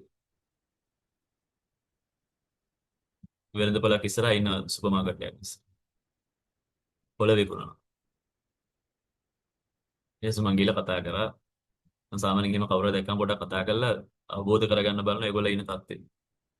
ඒ ළමයා ඉස්කෝලේ යනවා පොඩි එකෙනා. අම්මා ඊටමත් දුර්වල කෘෂ වෙච්ච ශරීරයක් තියෙන කෙනෙක්. ඒ කියන්නේ එහෙම ලොකු සැප විඳපු මිනිස්සු නෙමෙයි කියලා පේනවා. මං ඇහුවා ඉතින් විස්තර. තාත්තා කොස් ගහකින් වැටිලා එක තැන වෙලාලු. ළමයි දෙන්නෙක් ඉන්නවලු. දෙන්නෙක් අය තුන් දෙනෙක් අය. මෙයා ඉතින් කොළමිටි 10ක් 15ක් ගෙනල්ලා විකුණනවා. මේ කියන වෙලාව රෑ 10ට විතර. රෑ 10ටත් කොළමිටි 6ක් 6කට වැඩිය බෑග් එකේ තියෙනවා. ඒ කියන්නේ කොළමිටි අපි හිතමු 9ක් 10ක් වගේ විකුණලා. කොළමිටියක් රුපියල් 100යි. දවසේ ආදායම රුපියල් 1000යි. ඒක රුපියල් 1000කින් පවුලක් නඩත්තු ගන්න පුළුවන් දවසක රුපියල් 1000 කියන්නේ මාසෙට 30000යි. ඒ ළමයි ඉස්කෝලේ යනවා. ඔය කියන සුපර් මාකට් එකටම හොඳ කාර් වලින් ඇවිල්ලා අම්මගේ තාත්තගේ අත් දෙක අල්ලගෙන උඩ පැන පැන ළමයි ගිහිල්ලා ටොපි චොකලට් අරගෙන කාර් එකේම නැගලා යනවා. ඒතර අර ළමයා බලන්න ලෝකේ අන්ත දෙකක ඉන්නේ හැටි. කවුරුත් වැරදි නෑ. සිස්ටම් එක හැදිලා තියෙන්නේ ඒක. ඒතර කෙනෙක්ට කියන්න පුළුවන්. ඉතින් ඒ අයටත් ඉගෙන ගන්න තිබ්බනේ. ඉගෙන ගත්තා නම් හම්බ කරනවානේ. ඔය කාර් එකේ ආව මිනිස්සයත් ඉස්සර දුප්පත් දරුවෙක් වෙන්නේ නැති මහන්සියලා ඉගෙනගෙන ඒ තත්ත්වයට ආපු කෙනෙක් වෙන්නේ නැති කියලා. ඒක හරි. ඒකට අවශ්‍ය පරිසරය හැදෙන්න ඕනේ නේද? නේ? අපි දන්නා මෘදුකාංග ඉංජිනේරු software engineers නැත්නම් software developers ලාට හොඳ ආදායමක් හම්බ වෙනවා IT industry එකේ. software developer කෙනෙක් වෙන්න ඔයාට IT දැනුම ගන්න එපා. IT දැනුම ගන්න ඔයාට අරතරම කම්පියුටර් එකකට ප්‍රවේශය හරි තියෙන්න ඕනේ පොඩි කාලේ ඉඳන් නේ. ඒතර අපි කියන ගම්වල පාසල්වල කම්පියුටර් එකක් දැකලා නැහැ සමහර ළමයි අවුරුදු ගානකට ජීවිතේටම දැකලා නැහැ. ඉතින් ඒ ළමයි කොහොමද software developer කෙනෙක් වෙන්නේ? ගම්වල පාසල්වල විද්‍යාගාර නැහැ. ඒ පාසල්වල විද්‍යා ගුරුවරු නැහැ. ඉතින් ඒ ළමයි කොහොමද මේ වෛද්‍යවරු වෙන්නේ? ඒ අදාළ පරිසරය හදලා නැහැ. ඒක තමයි අපි කියන්නේ ආදායම ව්‍යාප්තිශීලතාවය කියලා. වෙන එකක් නෙමෙයි. ඒක තමයි ආදායම ව්‍යාප්තිශීලතාවය කියන්නේ. දැන් ඔන්න ඔය කියන ආදායම ව්‍යාප්තිශීලතාවයේ මයින් අපි ලෝරස් වක්‍රය කියලා එකක් ගණිතය ඇතුලේ පාවිච්චි කරනවා ආර්ථික විද්‍යාවේ.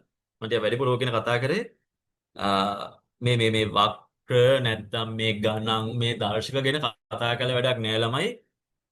විෂයක් ඉගෙන ගන්න එකේ මූලික අරමුණ තමයි මේ වක්‍ර දර්ශක අරවා මේවා භාවිතා කරන්නේ මොකක් මයින්නද කියලා තේරුම් ගන්න. රයිට්? ඒ පසුබිම දන්නේ නැතුව මයින් ඒවා කියන එක දැන් මම අදටත් මට පයිතගරස් ප්‍රමේය මතකයි. රයිට්? ඒක කටපාඩම් මට. මම ඒක හදන විදියක් දන්නවා. හැබැයි කවුරු හරි මයෙන් ඇහුවොත් පයිතගරස් ප්‍රමේය ප්‍රායෝගිකව භාවිතා වෙන්නේ කොතනද කියලා මට අයිඩියා එකක් නැහැ සල්ලෝ කිව්වොත්. පයිතගරස් ප්‍රමේය පැත්තක තියන්න අර දැන් පයිතගරස් ප්‍රමේයෙන් අපිට මොකක් හරි පැත්තක දිගක් හරි හොයාගන්න පුළුවන් කියමු ඊටම බෙදෙන හැටි හරි. මොනවද ඔය මේ සයින් කොස්ටෑන් භාවිතා කරානේ. ඒකට කියන නමවත් මතක නැහැ දැන් ගණිතය කරලා තියෙන කාලෙකේ. සයින් කොස්ටෑන් භාවිතා වෙන තරම් මම දන්නේ නැහැ. හැබැයි ඒක මට ටක්කිට මතකයි. නේ? දැන් කිව්වොත් කොහේ මොකට සයින් කොස්ටෑන් දාන්නේ කියලා. එහෙම ලොකුවට ඔළුවට නෑ තාම. ඒ කාලේ කියලා දෙන්නේ නැති යන්තම්. නමුත් ඒක භාවිතා වුන්නේ නැහැ. ඒක භාවිතා වුන්නේ නැහැ මට. අන්නේ භාවිතාව ඉගෙන ගත්තාම මේ දර්ශක Google එකේ ගැව්වම එනවා. I want to measure the inequality of Sri Lanka.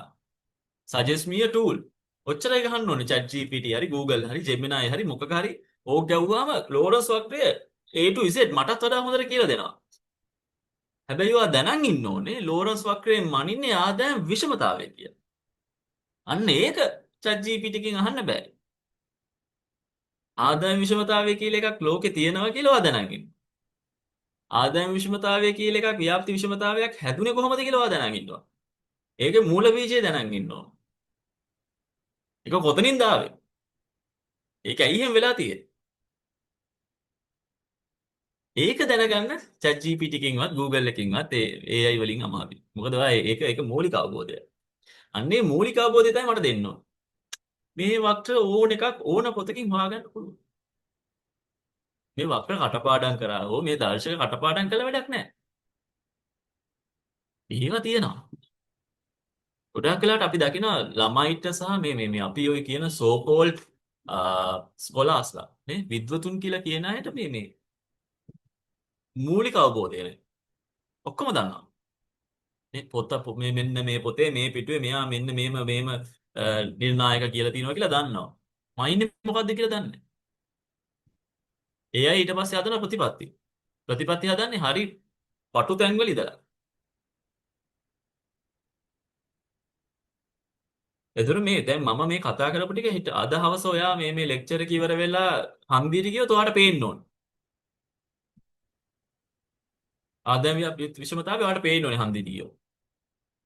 ඔයාලට පේන්න ඕනේ කට්ටියක් යනවා සුපර් මාකට් එකට කට්ටියක් යනවා සිල්ලර කඩේට.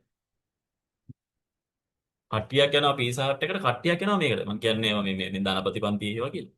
සල්ල අදහසකින් කියන්නේ. නේ? මෙතන ආදාය ව්‍යාප්ති විෂමතාවයක් තියෙනවද කියලා ඔයාලට පේන්න ඕනේ. ඔයාලට පේන්න ඕනේ එක ගෙදරක පොල් අතු ගහලා තියෙද්දි අනෙක් ගෙදර තියෙන තට්ටු හතරට හදලා. පොඩි විෂමතාවයක් තියෙනවද මේකේ? එහෙම කියලා හිතෙන්න ඕනේ. අවසාන නිගමන වලට එන්න එපා. ඒක අනිත් කාරණේ. අධ්‍යාපනය ලබනවා නම් අධ්‍යාපනය ලබන පුද්ගලයෙක් විදියට සහ අධ්‍යාපනය දෙන පුද්ගලයෙක් විදියට මගේ තියෙන ප්‍රධාන ප්‍රතිපත්තිය තමයි ඔයා විනිශ්චයකරු නෙමෙයි. ඔයා ජූරියක් නෙමෙයි. You are not the judge nor the jury. අවසාන නිගමන දෙන්න එපා. මම අවසාන නිගමන දෙන්නේ නැහැ. මම දැන් කොයි වෙලාවත් කියන්නේ ඇඩම් ස්මිත් හරි කියලා. මම කොයි වෙලාවත් කියන්නේ කාල් මාක්ස් හරි කියලා. මම ඔයාලට පෙන්නනවා. ඇඩම් ස්මිතුත් ඉන්නවා, කාල් මාක්ස්ුත් ඉන්නවා. ඔය අතර තව කීප දෙනෙකුත් හිටියා. මම මේ දෙකම ඔබ්සර්ව් කරනවා. ඇඩම් ස්මිත් හරිත් තැන්වලුත් තියෙනවානේ. බහුතරයක් ගත්තාම ඇඩම් ස්මිත් හරි කියලා හිතන තැන් තියෙනවා. කාල් මාක්ස් හරි කියලා හිතන තැන් තියෙනවා. හැබැයි මම ගියොත් එහෙම එක අන්තයකට මම තියෙන එක ඇඩම් ස්මිත් තමයි හරි. කාල් මාක්ස් කියලා ඒවා තේරුමක් නැහැ. මට කවදාවත් කාල් මාක්ස්ගේ තියෙන හොඳ අයිඩියාස් පේන්නේ නැති වෙනවා. මං ගියොත් කාල් මාක්ස්ගේ පැත්තට ධනපති පන්තිය වැඩක් නෑ නිර්ධන පන්තිය සූරා කනවා ධනපති පන්තිය බංග වේවා කියන තැනට ගියොත් එහෙනම් මට ඇඩම් ස්මිත් කියපු හොඳ දේවල් පේන්නේත් නෑ. මම මැද තැනක ඉන්නවා. මම විනිශ්චයන් දෙන්න යන්නේ නෑ. ඒතර ඕගොල්ලෝ ඉගෙන ගන්න කාලේ අවසානයේ ඕගොල්ලන්ට තීරණයක් ගන්න පුළුවන් ඕගොල්ලෝ මොන අදහසකද අවසානයේ ඉන්නේ කියලා. හැබැයි ඉගෙන ගන්න කාලේ මම ඕගොල්ලන්ට යෝජනා කරනවා විනිශ්චයන් දෙන්න එපා. නිගමන වලට එන්න එපා. නිරීක්ෂණය කරන්න. නිරීක්ෂණය ඇතුලේ හොඳ දේවල් පේන්න ගන්න. දැන් මම අවුරුදු 31ක් අධ්‍යාපනය ලබන්න අරගෙන දැන් අවුරුදු 20ක් විතර 20ක් 25ක් විතර. මම මේ අවුරුදු 25 ඇතුලේ බහුතර කාලයක් කරේ විෂය නිරීක්ෂණය කරපොයි. මම යන්නේ නැහැ නිගමන දෙන්න. මට ඒක අදාළ දෙයක් නෙමෙයි. මම හිතන්නේ මගේ ඉතුරු ජීවිත කාලෙත් දේශකවරයෙක් විදිහට මම නිගමනයන් දෙන්නේ යයි කියලා. මම ඉන්නේ නිරීක්ෂණය කරන තැන. ඒක ඇතුලේ මට හැම එකේම හොඳ නරක දෙකම පේනවා. ඒතර ගුරුවරයෙක් විදිහට මම උත්සාහ කරනවා හැම එකම ඔයගලන්ට පෙන්නන්න. මම ඔයගලන්ට යෝජනා කරනවා Tamanට අදාළ විෂයපතේ හොයවා තමන් ඉගෙන ගන්න දේවල් වල මූලික පදනම ඉගෙන ගන්න. එතනින් එහාට ඒක මත හැදිලා තියෙන ඕන එකක් ඔයාලට ඊට පස්සේ තේරෙන ගන්නවා. ආදායම් ව්‍යාප්ති විෂමතාවය මනින්න ලෝකේ තියෙන ලෝරන්ස් වක්‍රය විතරක් නෙවෙයි. අපි ඕගලන්ට උගන්වන්න තෝරගෙන තියෙන ලෝරන්ස් වක්‍රය. එතකොට ඔයා ලෝරන්ස් වක්‍රය කියන තැනින් ආදායම් ව්‍යාප්ති විෂමතාවය අල්ලගත්තොත් ඔයාට වෙන කිසිම වක්‍රයක් වෙන කිසිම නිර්ණායකයක් තේරෙන්නේ නැතු වෙනවා. ආදායම් ව්‍යාප්ති විෂමතාවය අල්ලගත්තොත් ලෝරන්ස් වක්‍රය හරි වෙන වක්‍රයක් හරි ඕන වක්‍රයක් ඔයාට තේරෙනවා. හරි. දැන් ලෝරන්ස් වක්‍රය ගත්තොත් මේකේ තියෙනවා අක්ෂ දෙකක්. රයිට් ආදායම් අක්ෂය සහ ජනගහන අක්ෂය. එතකොට තිරස් අක්ෂය කියන්නේ දිග අතර තියෙන අක්ෂයෙන් අපි බලනවා කුටුම්බ හෝ ජනගහන ප්‍රතිශතය. සිරස් අක්ෂයෙන් අපි බලනවා ආදායම් ප්‍රතිශතය. එතකොට දැන් හැදෙනවා සමචතුරස්‍රය. මේ පැත්තට 100යි මේ පැත්තට 100යි. ඔන්න ඕක තමයි සමචතුරස්‍රය. දැන් ඕක මැද තියෙනවා සමව්‍යාප්ති රේඛාවක්. මේ රතු පාටෙන් තියෙන සමව්‍යාප්ති රේඛාව. ඒ කියන්නේ මෙන්න මේ රේඛාව ඇතුලේ ආදායම් ව්‍යාප්ති විෂමතාවයක් නැහැ. ආදායම සමානව බෙදලා ගිහලා. ඒ කියන්නේ 25කට 25ක්, 50කට 50ක්, 75කට 75ක් ආදායම් බෙදලා ගිහලා තියෙනවා. 100කට 100න් බෙදලා ගිහලා තියෙනවා. රයිට්? එතන විෂමතාවයක් නැහැ. ආදායම් ව්‍යාප්ති විෂමතාවයක් නැහැ කියන එක අපි එතන දකිනවා.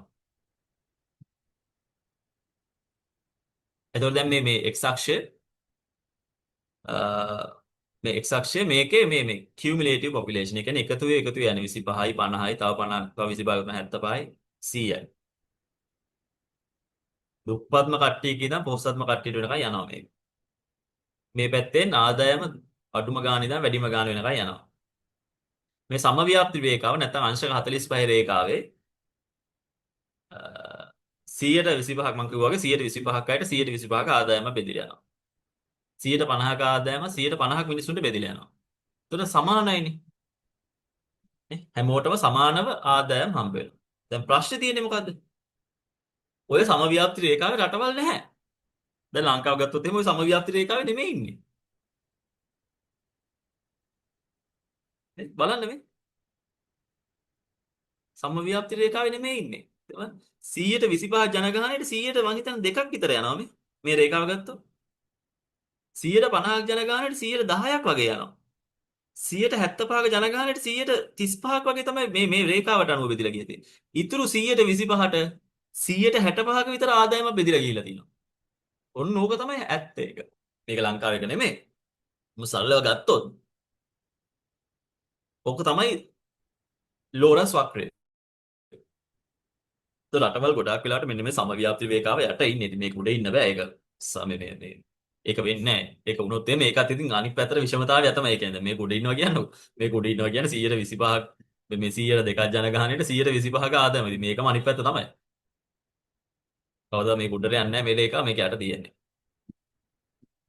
එතකොට දැන් මෙන්න මේ සමව්‍යාප්ති රේඛාවට පුළුවන් තරම් මෙන්න මේ සැබෑ රේඛාව ළඟා කරගන්න පුළුවන් නම් ඒ රට ආදාය ව්‍යාප්ති විෂමතාවය අඩු කරගත්ත රට. ඒ කියන්නේ එයා ලං වෙනවානේ පුළුවන් තරම්. දැන් මේක තව මෙහෙට ගියා කියන්නකො. මෙහෙට ගියාම මීටත් වැඩි අන්තරයි. මෙන්න මෙහෙම වුණොත් එහෙම. ඉන්න මං ඇදලා වෙන්න. හිතන්න දැන් එක රේඛාවක් තියෙනවා මෙහෙම. මෙහෙම ගිහින්. දැන් මෙන්න මේ වගේ පොයින්ට් එකක් ගත්තොත් එහෙම ඒකේ පොපියුලේෂන් එක අපි හිතමු 95ක් කියලා. ආදායම ගත්තොත් එහෙම 130යි. කියමු අපි. එතකොට මෙතන ඉඳන් මෙතනට තියෙනවා 170ක් ආදායම. 170ක ආදායම 105ක් ජනගහනය අතර තමයි බෙදිලා ගිහිල්ලා තියෙන්නේ. තවත් අන්තරයි. අපි වෙන ඔප්ෂන් එකක් ගමු අපි. අපි බලමු මේ වගේ එකක්. මෙහෙම එකක් එනවා. සමව්‍යාප්ති රේඛාවම නෙමෙයි ටිකක් ළඟින්. එතරම් අපි 130 කියන එක බලමු. ඉතින් මේ පොයින්ට් එක. දැන් 170ක ආදායම, ඒ කියන්නේ දැන් 100 අර පොයින්ට් එකම තමයි. මෙන්න මේ 170ක ආදායම දැන් බෙදිලා යනවා. අපි හිතමු මේක 45ක් කියලා. දැන් 155ක ජනගහනයක් අතරේ 170ක ආදායම බෙදිලා යනවා. දැන් කලින් තිබ්බේ 105යි. 105ක් අතරේ තමයි කලින් 170 ගියේ. දැන් මේක ළඟයිනේ සමව්‍යාප්ති රේඛාවට. ඉතින් මේක මෙන්න මෙතනට ආවහම සමව්‍යාප්ති රේඛාවට ආවහම 145ක ජනගහනයක් අතරේ නැත්තම් මෙතන ඉඳන් මේ පැත්තට බැලුවොත් 155ක ජනගහනයක් අතරේ 155ක ආදායමක් බෙදිලා යනවා. 145ක අතරේ 145ක ආදායමක් බෙදිලා යනවා. ඒක තමයි සමව්‍යාප්ති රේඛාව කියන්නේ. ඉතින් ඒක හොඳයි. ආදාය ව්‍යාප්ති විෂමතාවය අඩුයි කියලා අපිට ගන්න පුළුවන්. කවුරු හරි ස්ක්‍රීන් එකේ මොන හරි අඳිනවා නේද?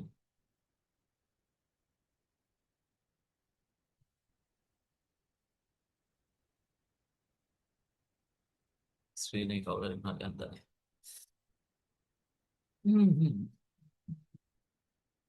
බලමු මේක අයින් කරන්න පුළුවන්ද කියලා.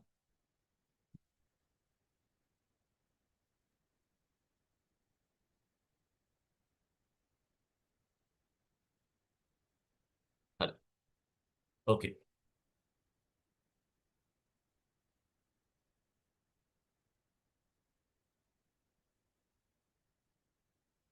දැන් ඔය ගිනිසංගුණේක අපි දැන් ඔය කිව්වේ ලෝරන්ස් වක්‍රය ගැන.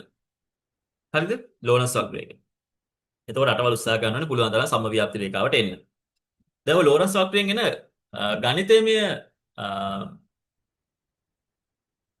ගණිතමය කියවීම තමයි අපි ගිනිසංගුණකය කියලා කියන්නේ. ලෝරන්ස් වක්‍රය ගිනිසංගුණකයට අදාළයි.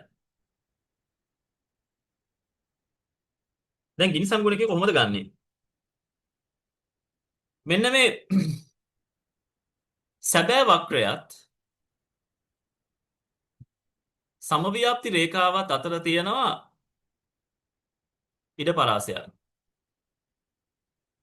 මෙන්න මේ ඉඩ. සැබෑ වක්‍රයත් සමව්‍යාප්ති රේඛාවත් අතර තියෙන ඉඩ. නැත්නම් ඒරියා එක. වර්ගඵලය. අපි ඒක කියනවා මේ තියෙන A. අපි ඒක බෙදනවා මේ සමව්‍යාප්ති රේඛාව යට තියෙන සම්පූර්ණ වර්ගඵලය. දැන් A B. සමව්‍යාප්ති රේඛාව යට තියෙන සම්පූර්ණ වර්ගඵලය කියන්නේ A ධන B. එහෙනම්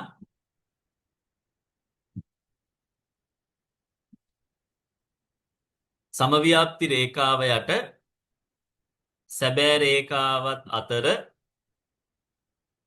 තියෙන වර්ගඵලය සමව්‍යාප්ති රේඛාව යට තියෙන සමස්ත වර්ගඵලයෙන් බෙදනවා. A ධන B කියන අකේ. එතකොට අපි දෙනවා ගිනි සංගුණකේ. දැන් හිතන්න ආදායම සමානව ව්‍යාප්ත වෙලා තියෙනවා. මෙන්න මේ සමව්‍යාප්ති රේඛාවමයි ඉන්නේ. එතකොට සමව්‍යාප්ති රේඛාවයි සැබෑ රේඛාවයි දෙකම එකම රේඛාවක්. එහෙනම් A බිඳුවයි. A බිඳුවයි එහෙනම්.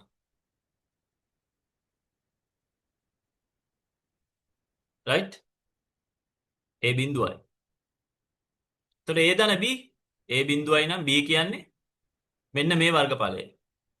එහෙනම් 100 වැඩි කිරීම 100 බෙදීම 2.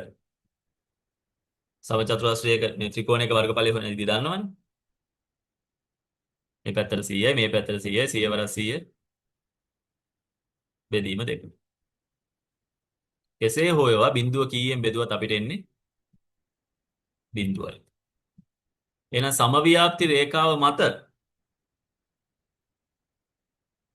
සමව්‍යාප්ති රේඛාව මත ගිනි සංගුණකේ කීයද?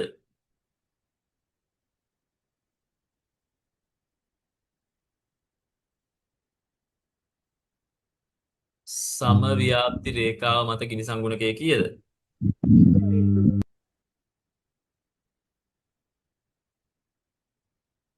හ්ම්? මොකද හිතෙන්නේ? දාන්න බලන්න chat එකේ. දැන් මම අහුවනේ දැන් මේ කියලා දීලා තියෙන්නේ.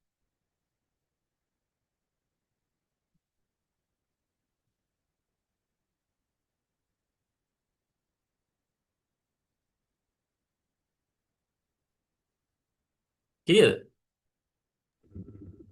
අනන්තයයි කියලා දෝ කියන්නේ.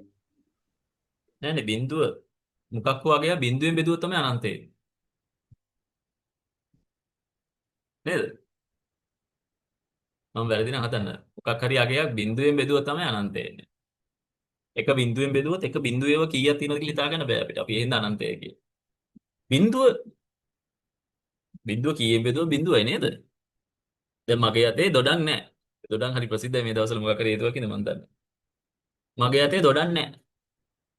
දොඩම් ගෙඩි එකක්වත් නැහැ මගේ අතේ. මං මයි ගාව යාළුවෝ දෙන්නෙක් ඉන්නවා. මං ඒ දෙන්නට කොච්චර දොඩම් බෙදන්න හැදුවත් ඒ දෙන්නට දොඩම් හම්බ වෙන්නේ නැහැ. සල්ලෝ කිව්වා. මගේ අතේ දොඩම් නැත්තම් මං දොඩම් බෙදන්න ගියාට ඒ දෙන්නට ඒ යාට දොඩම් හම්බ වෙන්නේ නැහැ. මගේ අතේ දොඩම් තියෙනවා මට යාළුවෝනේ. right? මගේ අතේ දොඩම් තියෙනවා මට යාළුවෝනේ. හිතන්නකෝ මගේ අතේ එක දොඩම් ගෙඩියක් තියෙනවා මට යාළුවෝ නැහැ. මං හිතනවා මට හිටියානම් අපි හිතමු පරිකල්පිත යාළුවෝ. මගේ පරිකල්පිත යාළුවන්ට මම මේ දොඩම් බෙදනවා. ඉතින් මට පරිකල්පිත යාළුවෝ කොච්චර හදා ගන්න පුළුවන්ද? එක්කනේ. මං හිතලා මගේ හිතින් හදාගන්න යාළුවෝනේ එක්ක දෙන්නේ. තුන් දෙනෙක්. හිතින් හදාගන්න නම් ඕන තරම් යාළුවෝ හදාගන්න පුළුවන්. ඉවරයක් නැහැ. එතකොට මට ඒ දොඩම් ගෙඩිය පරිකල්පිත යාළුවෝ අනන්තයකට බෙදන්න පුළුවන්. ඇයි? හැබැයි ගත්තොත් මට යාළුවෝ නැහැ. මම දන්නේ ඔක සාධාරණ මේ නිර්වචනයක්ද කියලා. නමුත් මම ඕක තේරුම් ගත්තේ ওই විදියට. වැරදි වෙන්න පුළුවන්. ගණිතය ඉගෙන ගත්ත කෙනෙක්ට හොඳට ඕක වැරදි වෙන්න පුළුවන්. මං ඉගෙන ගත්ත එක නැත්තම් බෙදන්න පුළුවන් ඕන තරම් නේ නැහැ නේ දෙන්න. ඒ හින්දා ඒක අනන්තය කියලා කියනවා. නමුත් ඉතින් මට දොඩම් නැත්තම් මගේ යාළුවෝ දෙන්නෙක් හිටියට උන් දෙන්නට දෙන්නත් මට දොඩම් නැහැ. ඉතින් ඒ දෙන්නට අන්තිමට දොඩම් 0. ඒ හින්දා බිඳුව කීයෙන් බෙදුවත් බිඳුවයි. ඒ කියන්නේ මෙන්න මේ ආදාය ව්‍යාප්ති විෂමතා රේඛාව මත බිඳුවයි. බිඳුවයි. right?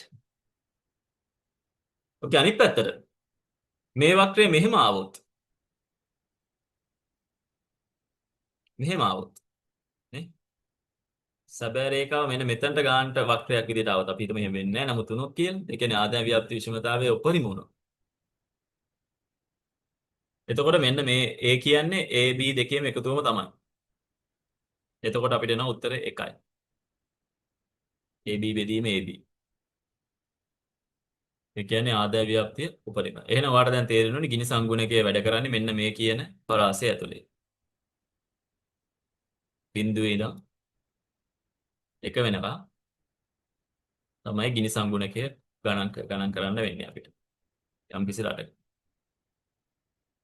ඒක percentage වලින් බලන්න පුළුවන් අපිට ඕන. නේද? එහෙනම් පුළුවන් තරම් රටවල් උත්සාහ කරන්න මෙන්න මෙතනට ලං වෙන්න. කොතනටද? සම ආදාය ව්‍යාප්ති රේඛාවට. සම ව්‍යාප්ති රේඛාව. ආදාය ව්‍යාප්ති විෂමතාවය ගිනි සංගුණකයෙන් මම ලබයි. ඒ ඉතාලි ජාතික ගිනි නැමැත්තා විසින් හඳුන්වා මේ ගිනි කියන්නේ අර ගින්දර කියන අදහසින් නෙමෙයි. මතක තියාගන්න ලේසි නම් නිකන් ගින්දර වගේ කියලා හිතා ගන්න. නමුත් මේ ගිනි කියන්නේ මිනිස්සෙගේ නම. GINI ගිනි. බිඳුව 1 අතර පරාසයක පිළිල ලබන අතර රටේ ආදායම සර්ව සමව බෙදී යන්නේ නම් ලෝරන්ස් වක්‍රය සමව්‍යාප්ති රේඛාව මත පිහිටන බව කියවේ. කියන්නේ මෙන්න මෙතනට එනවා. sorry. ඒක පැහැදිලිද?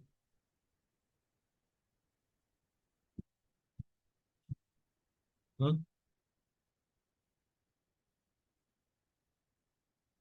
දැන් මේක දිහා බැලුව ගමන් තේරෙනවනේ අපේ රටේ ආදාය ව්‍යාප්ති විෂමතාවය කොතන තියෙනවද? මම දැන් ලංකාවේ බැලුවොත් එහෙම ලංකාවේ ගිනි සංගුණකය ගිය අවුරුද්දට කීයද කියලා ඉන්නට දෙනවා.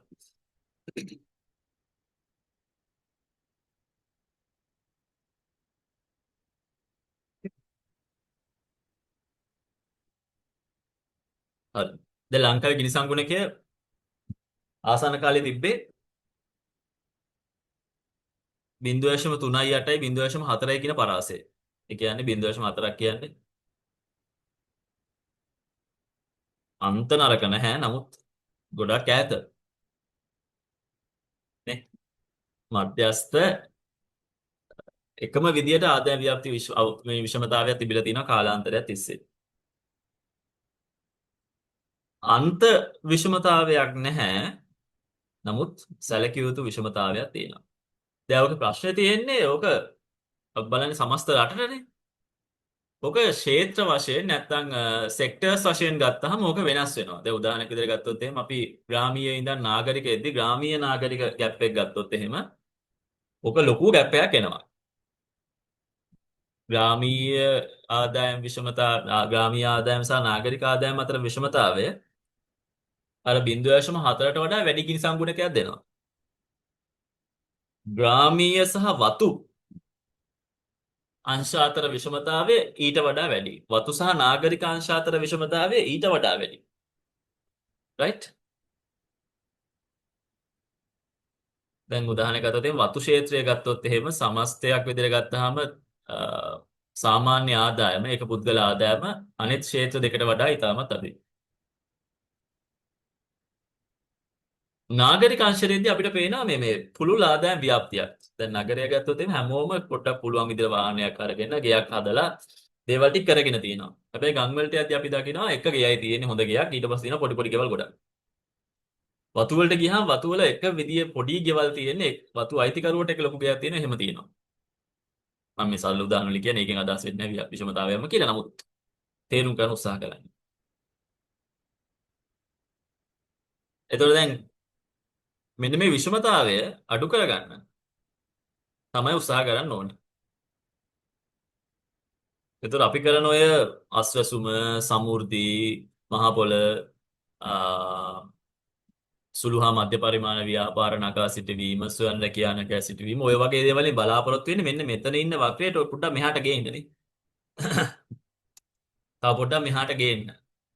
මෙන්න මේක උඩට එනවා කියන ළමයි ඒක තමයි අර කාල් මාක්ස්ගේ සිහින පාරාදීසය.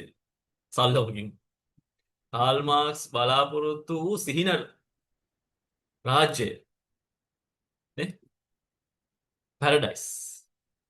මෙන්න මේක උඩට සමාජයක් එන්න පුළුවන් නම් ඔයාටත් සල්ලි තියෙනවා මටත් සල්ලි තියෙනවා හැමෝම සතුටෙන් ඉන්නවා. කාල් මාක්ස් ඉතින් අවුරුදු 200ක් විතර ඔක උත්සාහ කරා 200ක්ම නෑ 1867 තියෙන්නේ අවුරුදු 150ක් විතර. කාල් මාක්ස් කිව්ව මේ දේ නමුත් ඒක අපි තාම එතනට ඇවිල්ලා නැහැ. දැන් ඔක අනිත් පැත්තට මම තියෙන තව දෙයක් කියන්නම්. දැන් රටවල් උත්සාහ කරනවානේ මේක මෙතනට ගේන්න.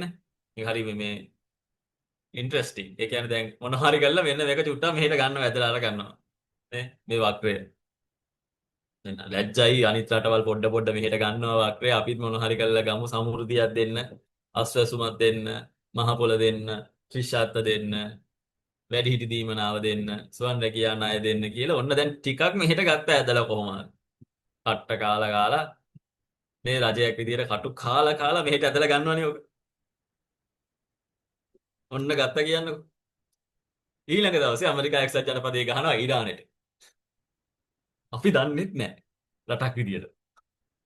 අපි උදේ නැගිටලා බලනකොට ගහලා. ඊරානේ වහනවා හෝමුස් සමුද්‍ර සංධිය. අපි දන්නෙත් නැහැ. මාසයක් විතර යනකොට අපිට තෙල් නැහැ.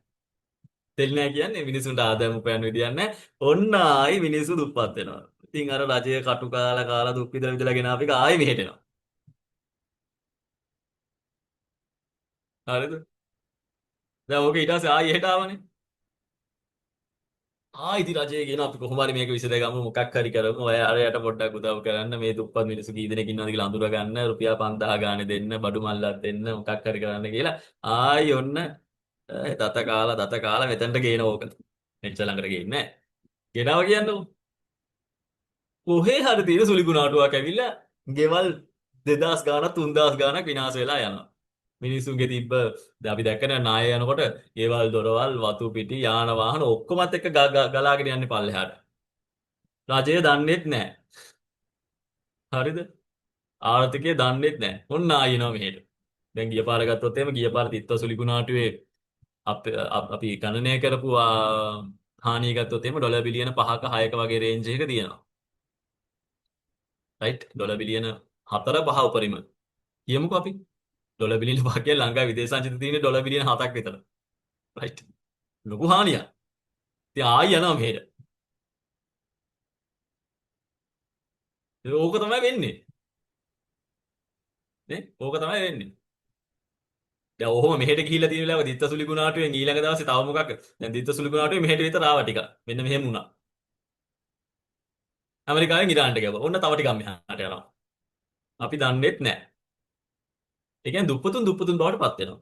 දැන් කෙනෙක් වාද කරන්න පුළුවන්. ඉතින් පොහොසත් අයටත් ඒකෙන් ප්‍රශ්න වෙනවනේ. තෙල් නැත්තම් පොහොසත් අයටත් නැහැනේ. සර් කොහොමද එහෙම කියන එක? හරි. හැබැයි අර විෂමතාවය වැඩි වෙනවානේ. නැති මිනිස්සුන්ට ඉක්මනට දෙන්නා වැඩි. මම කිව්වේ දැන් අර ආහාර පාන නැති වෙයි කිව්වහම තියෙන මිනිස්සු ගිහිල්ලා හාල් මිටි 10 15 දාගත්ත මොකද ඒගොල්ලෝ කතේ ඉතුරු කරගත්ත සල්ලි තිබ්බා.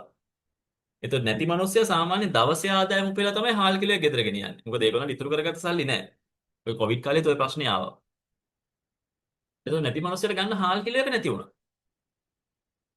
එතන කවුරු හරි හිතාගෙන හිටියා නම් අද මේ පොඩ්ඩක් වත්ත සුද්ධ කරගන්න ඕනේ දවසේ කුලියට කෙනෙක් ගෙන්නලා එහෙම හිතන් හිටපු කෙනා තියෙන එක නේද දැන් පොඩ්ඩක් සමාජයේ තත්ත්වය හරිනේ ආර්ථිකය පොඩ්ඩක් අවුල් වෙගෙන යන්නේ මේ වත්ත සුද්ධ කරන එක හදිසි වැඩක් නෙමෙයි. ඕක පස්සේ දවසක කරගන්නවා කියලා ඒක කල් දානවා. එතකොට දැන් ඒ ගෙදරට ඇවිල්ලා වත්ත සුද්ධ කරලා දීලා රුපියල් 1000ක තව 2000ක දවසේ කුලිය අරන් යන හිටපු මිනිස්සුන්ට දවසේ ආදායම නැති වෙනවා. අපි මොකද අපි සමහර දේවල් කල් දානවා. ආර්ථික ප්‍රශ්නත් එක්ක. එතකොට අර මිනිස්සයාගේ ආර්ථිකය සම්පූර්ණයෙන්ම කඩා වැටෙනවා. මට ඒක ලොක් ගන්න නෑ මොකද මම වත්ත සුද්ධ කරගන්න එක විතරයි මට කරගන්න බැරි වෙන්නේ. right කොවිඩ් කාලේ ඔක ලොකු ප්‍රශ්නයක් වුණා. මේ කොවිඩ් කාලේ අර ආදායම උපයන අයට ස්ථිර ආදායමක් තිබ්බා. ඒ කියන්නේ දැන් වැටුපක් ගන්න කියන එයාගේ වැටුප ගෙවුවා. එයා ගෙදර ඉඳන් වැඩ කළා හරි මොකක් හරි කළා. නමුත් සමහර දවසේ කුලිය උපයන අයට යන්න උන්නේ නැහැ එළියට යන්න එපා කිව්වනේ. ළඟ යනවනේ ඇවිල්ලා මේ දාගෙන යනවනේ නිරෝධායනය කරනවා. මොකද කරන්නේ මං සැකදෙන්නේ මාසේ ආදායමක් යට එවන්නේ නැහනේ වැටුප පඩිය වැටෙන්නේ නැහනේ මේ බැංකු පොතට. මේ මිනිස්සු අන්ත දුගී භාවයට පත් වුණා කොවිඩ් 19ත් එක්ක. යා ආර්ථික අර්බුදයත් එක්ක. ඒ සමහර මන් දන්න පෞද්ගලිකව පිළිවෙ දන්න මහත්වරු ඉන්නවා. ඒ අය කරන්නේ තනකොළ කපන යන්ත්‍රයක් අරගෙන දවසේ කුලියට තනකොළ කපලා දෙනවා. ගෙවල් වල තනකොළ කපලා වතු වල සුද්ධ කරන එක. දැන් පහුගිය කාලේ තනකොළ කපන මැෂින් වලට තෙල් දුන්නේ නැහැ. කොහොම මේ QR එක එක්ක. පස්සේ වැඳලා අඬන මේක හදාගත්තේ. ඒතර මේ මිනිස්සු කොහොමද දවසේ කුලිය උපයගන්නේ? අතින් තනකොළ කපන්නද? උදුළු ගන්න කැමති නැහැ නේ මිනිස්සු උදුළු ගන්නට කැමති නැහැ තනකොළට මට්ටම් කරලා ගන්න ඕනේ. ඉතින් ඒකට මැෂින් එක ඕන. ඔන්න ඔහොම තමයි කියන්නේ. දැන් ඕගොල්ලෝ තේරුම් ගන්න ඕනේ මේවා මේ එකිනෙකට එකක් ඈඳිච්ච එකතු වෙච්ච අපි කියන ෆිනොමිනන්ස් කියන්නේ සංසිද්ධි.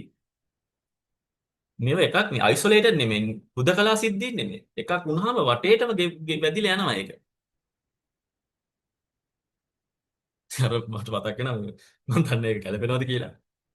අර තියෙන්නේ අර මේ පරණ සින්දුවක් තියෙන්නේ මලිට ගැව්වාම ඇයි චංචලා හදන්නේ කියලා. ඒ වගේ තමයි. ඊරානෙට ගැව්වාම ඇයි ලංකාවේ මෙහෙම දුක් විඳින්න වගේ අදහසක් තමයි එන්නේ. ඒව සංසිද්ධියන එකට එකක් සම්බන්ධයි. නේ? ඉතින් ඒ හින්දා මේ ඔයගොල්ලෝ හැමතිස්සෙම කියන ඔයගොල්ලෝ තුන්වෙනි අවුරුද්දේ ඉන්න ළමයෙක් විදියට ඔයාලට තියෙන්න ඕනේ ශිෂ්‍යයෙක් විදියට අවබෝධයක්. අරක මෙහෙම වෙද්දි ඇයි මෙහෙ රිපල් ඉෆෙක්ට් එක ගන්නෙ? ඇයි මෙහෙ රැලි නගින්නේ? අරහෙන් ගලක් ගැහුවාම කියලා. ඒක තමයි ඉගෙන ගන්නවා කියන්නේ. දැන් ඕක තමයි අපි කියපු මේ දැන් සල්ව ගත්තොත් එහෙනම් මම ඔය කතන්දර ඔක්කොම කිව්වේ මේ ගිනි සංගුණිකේ සහ ආදායවියත් විශ්වතාවය ගැන කතා කරා. දැන් මේ රටවල් වශයෙන් ගත්තොත් එහෙම මේ ටික පරණ දර්ශකයක්. නමුත් මම හිතන්නේ මේ ලෝවස්ම නැත්නම් අඩුම ගිනි සංගුණක ඇති රටක් ගත්තොත් ස්ලෝවේනියාව, චෙක් ජනරාජ්‍ය, බෙලාරුස්, මොල්ඩෝවා වගේ රටවල් අඩු ගිනි සංගුණක ඇති රටවල්. කියන්නේ ඒගොල්ලෝ සාපේක්ෂව හොඳයි. ආදාය විෂමතාවයේ අඩු රටවල්. එක්සත් අරාබි එමිරාජ්‍යයෙන් බලන්න මේ හරි පුදුමයි. ඒ කියන්නේ දැන් මේවා අපි කියන්නේ මේ රාජාණු තියෙන රටවල් තාම. එමීර්වරුන් පාලනය කරන්නේ. එතකොට එක්සත් අරාබි එමීර් රාජ්‍යයේ ගිනි සංගුණික 26. ඒ කියන්නේ සාපේක්ෂව ඉතාමත් හොඳ ආදාය ව්‍යාප්තියක් තියෙන රටක්. විෂමතාවයක් අඩු රටක්. ඒ කියන්නේ හැමෝටම තෙල්ලින් තියෙනවා කියන අදහස නෙමෙයි. ඒ තෙල්ලින් වලින් එන ආදායම සමාජයට බෙදලා ගිහිල්ලා තියෙනවා නේ තෙල් විකුණන ආදායම. දැන් ලංකාවේ වගේ ඔහොම තෙල්ලින් දෙක තුනක් අහුනොත් එහෙම ඔය ආදාය ව්‍යාප්ති විෂමතාවය යනවා හොයන්න බැරි වෙන ගන්නට. ඒ තෙල්ලින්ද තියෙන මිනිහා පුළුවන් තරම් එකතු කරගනි. අනිත් මිනිස්සුත් නැති වෙන ගන්න. අපේ සමාජයත් ඒ වගේ. දැන් මේ වැඩිම ගිනි සංගුණක තියෙන රටවල් ගත්තොත් එහෙම දකුණු අප්‍රිකාව 63%. 63% නේ 63. නැත්නම් 0.63. මේ 63 කියන්නේ 0.63 කියන අදහසයි. 0.63 කියන්නේ දැන් දකුණු අප්‍රිකාව කියන්නේ වර්ණ භේදවාදයේ ඉතාමත් විශාල වශයෙන් බැටකාපු රටක්. අදලත් වර්ණ භේදවාදයේ අඳුරු සෙවණැලි තියෙන රටක් තමයි දකුණු අප්‍රිකාව කියන්නේ. නෙල්සන් මැන්ඩෙලා ඇවිල්ලා ඇපාතයිඩ් ක්‍රමය අවසන් කරන්න කලින් දකුණු අප්‍රිකාව බෙදුණු රටක්. ඒ කියන්නේ ඒක මට මතකයි ඒක ෆොටෝ එකක් තියෙනවා මැද පාරක් තියෙනවා මේ පැත්තේ ඉන්නේ සුදු පාට නැත්නම් සුදු ජාතිකින් ක්‍රිකට් සෙල්ලම් කරද්දී මේ පැත්තේ කළු ජාතිකින් ක්‍රිකට් සෙල්ලම් කරනවා. නැත්නම් ෆුට්බෝල් හරි මොකක් හරි එහෙම ක්‍රීඩාවක් සෙල්ලම් කරනවා. ඒ කියන්නේ ඒගොල්ලෝ එකතු වෙලාව සෙල්ලම් කරේ නැහැ. අදලා දකුණු අප්‍රිකා ක්‍රිකට් කණ්ඩායම ගත්තාම මේක කෝටා එකක් තියෙනවා. අනිවාර්යෙන් මෙච්චර කළු ජාතික ප්‍රමාණයක් ඉන්න ඕනේ. මෙච්චර සුදු ජාතික ප්‍රමාණයක් ඉන්න එක. තාමත් මේ බෙදීම තියෙනවා. බලන්න මේ බෙදීම ආර්ථිකමය වශයෙන් පරිවර්තනය වෙලා තියෙන හැටි ආර්ථික කාරණාවකට. ගිනි සංගුණික වැඩි කියන්නේ මේ බෙදීම ආර්ථිකමය වශයෙන් පේනවා. ට්‍රාන්ස්ලේට් වෙලා තියෙනවා. නැමීබියාව 59%. සුරිනාම්, සැම්බියා මේ තියෙන අප්‍රිකානු රටවල්. මේ බලන්න මේක බලුවම මට පේනවා මේ අප්‍රිකානු රටවල වැඩි ආදාය ව්‍යාප්ති විෂමතාවය. එස්වාටිනි නැත්නම් ස්වාසිලන්තය, මොසැම්බික්, බ්‍රසීලය. බ්‍රසීලය ගත්තාම බ්‍රසීලය මෙහෙ තියෙන්නේ. බ්‍රසීලය ගත්තාමත් වැඩි. හේතුව බ්‍රසීලයේ හරි ප්‍රසිද්ධ ෆොටෝ එකක් තියෙනවා රියෝ ඩි ජනයිරෝ වල ෆොටෝ එකක්. ඒ කියන්නේ අර ජේසුස් ක්‍රිස්තුස් වහන්සේගේ පිළිරුව තියෙන අත් දෙක දෙපැත්තට දිගැල්ලා ඉන්න පිළිරුව තියෙන ෆොටෝ එකේ ඒකේ එක පැත්තක් තියෙනවා හරි සංවර්ධිත පැත්තක්. අනිත් පැත්ත තියෙනවා මුඩුක්කු නිවාස තියෙන පැත්ත. විෂමතාවය. ඕස්ට්‍රේලියාව වගේ රටක් ගත්තොත් 134යි. නැත්නම් 0.34යි. ඉන්දියාවත් හොඳයි. 0.35යි. ටිකක් හොඳයි. ලංකාව 0.39යි. අපි ඉන්නේ මැද තැනක. යුරෝපා රටවල් ගත්තොත් එimhe ඉතාමත් හොඳ තත්ත්වයක් තියෙනවා. ඔන්න ඕක තමයි ගිනි සංගුණකේ වර්තමාන තත්ත්වය. දැන් අපේ ගිනි සංගුණකේ ගත්තොත් එහෙම මෙන්න මේ කියන කාල සීමාවේ 86 90 කාල සීමාවේ මේ තියෙන්නේ වෙළඳපොළ ආර්ථිකයේ මූලික හඳුන්වා දීම කරපු කාලේ. මූලික හඳුන්වා දීපු කාලේ ලංකාවේ තිබ්බ ආර්ථික පිබිදීමක් යම් ප්‍රමාණයකට.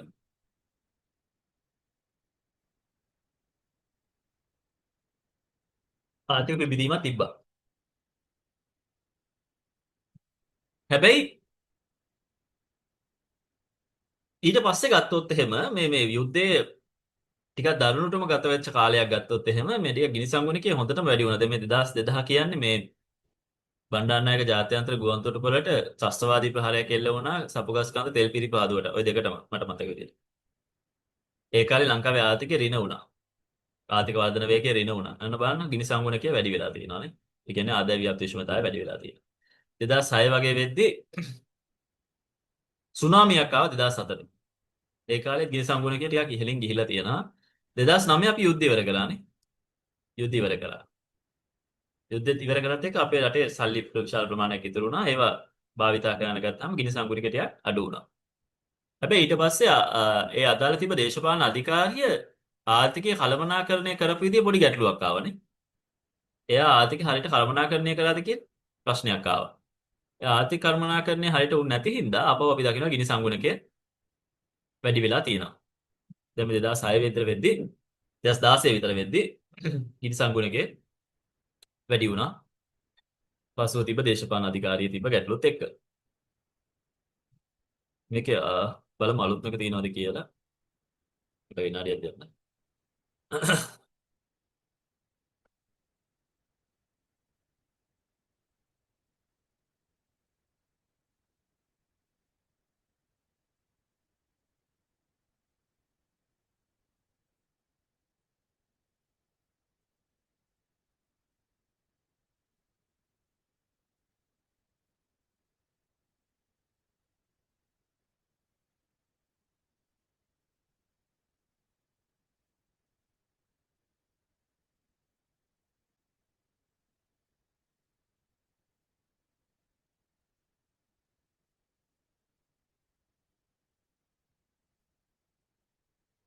දස් 16න් පස්සේ මං හිතන්නේ මේ ලෝක බැංකුව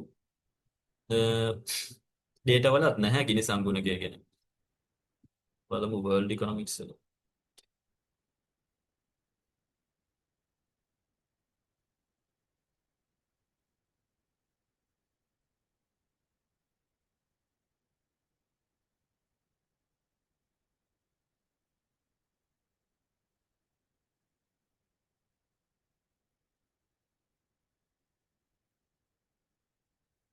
දැන් අවසානට අපි ගිනිසංගුණිකය මැනලා තියෙන්නේ 2019 ලංකාවේ.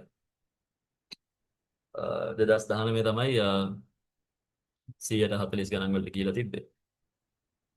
ඒ සාපේක්ෂව දැන් 2019 පස්සේ ගිනිසංගුණිකය මැනීමක් වෙලා නැහැ මට පේන විදියට. ඔව්. හරි. ඊට අපි ඒක කතා කරමු. ඕකේ.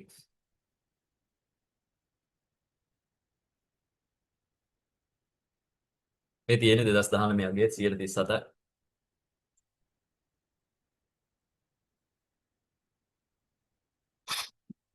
ඒක එක වර්ෂවල ගිනිසංගුණිකය වෙනස් වෙච්ච විදිය. හරි. දැන් ඊට පස්සේ අපිට එනවා මේ කුස්නෙට්ස් කර්ව් කියලා එකක්. දැන් ඔය ඔක්කොම මේවා වක්‍ර ඈ. මේවා පටල ගන්න එපා. ලෝරස් කර්ව් එක ඇහුවාම කුස්නෙට්ස් කර්ව් එක ලියලා එන්න එපා. ඒ හින්දා පොඩ්ඩක් මේ කල්පනාවෙන් පාඩම් කරගන්න. දැන් කුස්නෙට්ගේ වක්‍රයට අනුව මේක හඳුන්වලා දෙන්නේ සයිමන් කුස්නෙට්ස්. සයිමන් කුස්නෙට්ස් සිටියේ සංවර්ධන ආර්ථික විද්‍යාව කියන ෆීල්ඩ් එකේ ඩෙවලොප්මන්ට් ඉකොනොමික්ස් වල. කුස්නෙට්ස් කියනවා ආර්ථික වර්ධනයයි ආර්ථික අසමානතාවය අතර තියෙන සම්බන්ධය ගැන. මේක අනිත් පැත්ත ගහපු U අකුරක් වගේ කියනවා. අනිත් පැත්ත ගහපු U අකුර inverted U shape. ඒ කියන්නේ අනිත් පැත්ත ගහපු U අකුරක් කියන්නේ. U අකුර අනිත් පැත්ත හැරෙවුවා. U අකුර අනිත් පැත්ත හැරෙවුවාම තියෙන ලක්ෂණය තමයි මුල් ටිකේ පොඩ්ඩක් අමාරුවෙන් වැඩි වෙනවානේ. මුල් ටිකේ අමාරුවෙන්. පෙරළුණු ඉංග්‍රීසි U අක්ෂර හැටියට සමානයි කියලා කියනවා. මුල් ටිකේ අමාරුවෙන් වැඩි වෙනවා. කන්දක් නගිනවා වගේ. ටික ටික හිමින් සැරේ වැඩි වෙනවා. වැඩි වෙලා එන උපරිමයකට අපි කියනවා පීක් එකට එනවා. පීක් එකට. පීක් එකට ඇවිල්ලා මේට ටික ටික අඩු වෙන්න ගන්නවා. කුස්නෙට් කියනවා ආර්ථික වර්ධනය සිද්ධ වෙන මුල් අවස්ථාවේදී ආදාය ව්‍යාප්ති විෂමතාවය වැඩි වෙනවා කියලා. කියන්නේ ආර්ථිකයක් වර්ධනය වෙන මුල් අවස්ථාවේදී විෂමතාවය වැඩි වෙනවා. ඒක අර කියන්නේ අපි කන්ද නගිනවා හිමින් සැරේ. හැබැයි එක පීක් එකකට ආවට පස්සේ එතනින් එහාට විෂමතාවය වැඩි වෙන්නේ නැහැ. කොච්චර කරත්. එතනින් එහාට ආර්ථිකයේ තියෙන ආදායම් විෂමතාවය අඩු වෙන්න ගන්නවා කියලා. රයිට්? මේ තියෙන කුස්නෙට් කර්ව් එක. මේකේ මේ ශ්‍රිතය ගත්තොත් එහෙම y සමානයි ax ඍණ bx වර්ගය කියන ශ්‍රිතය තියෙන්නේ. සරල රේඛීය ශ්‍රිතයක් නෙමෙයි x ධන y ශ්‍රිතයක් නෙමෙයි තියෙන්නේ. මෙතන තියෙන්නේ ax ඍණ bx වර්ගය කියන ශ්‍රිතය. මේක අඳිනවා නම් ඒක තමයි ගණිතමය ශ්‍රිතය. ඒක ඔයගොල්ලන්ට අදාළ නැහැ. ලොකුවට වැදගත් වෙන්නේ නැහැ. නමුත් මෙන්න මේ early development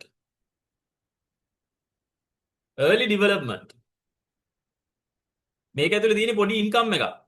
ඉන්කම් එක ටික ටික වැඩි වෙනකොට ආර්ථික ආදායම් විෂමතාවයත් වැඩි වෙනවා. මොකද මේ කාලේ ගොඩාක් වෙලාවට රටවල් ඩිපෙන්ඩ් වෙන්නේ යැපෙන්නේ කෘෂිකර්මය මත. මෙන්න මේ හරිය. මේ හරිය කෘෂිකර්මයේ තියෙන. අවුලක් නෑනේ මේ හරිය බලන්න මේ ආදාය ව්‍යාප්ති විෂමතාවයක් නෑ වගේනේ. ආදායම සමාන එහෙම අවුලක් නෑ. ලොකු විෂමතාවයක් නෑ. ඊට පස්සේ උන ටික ටික වැඩි වෙන්න ගන්නවා. සංවාදිත ආර්ථිකයන් කියන්නේ මෙන්න මේ හරිය තියෙන ඒවා. සංවාදිත වෙමින් පවතින ආර්ථික සංවාදිත නෙමෙයි. මෙන්න මේ හරියට එද්දී රටවල් තේරුම් ගන්නවා දැන් කෘෂිකර්මයෙන් කරන්න බෑ. අපි කාර්මික නැත්නම් කර්මාන්ත පැත්තට යමු කියලා. කර්මාන්ත පැත්තට යමු වෙනකොට කර්මාන්ත ශාලා ඇති වෙනවා.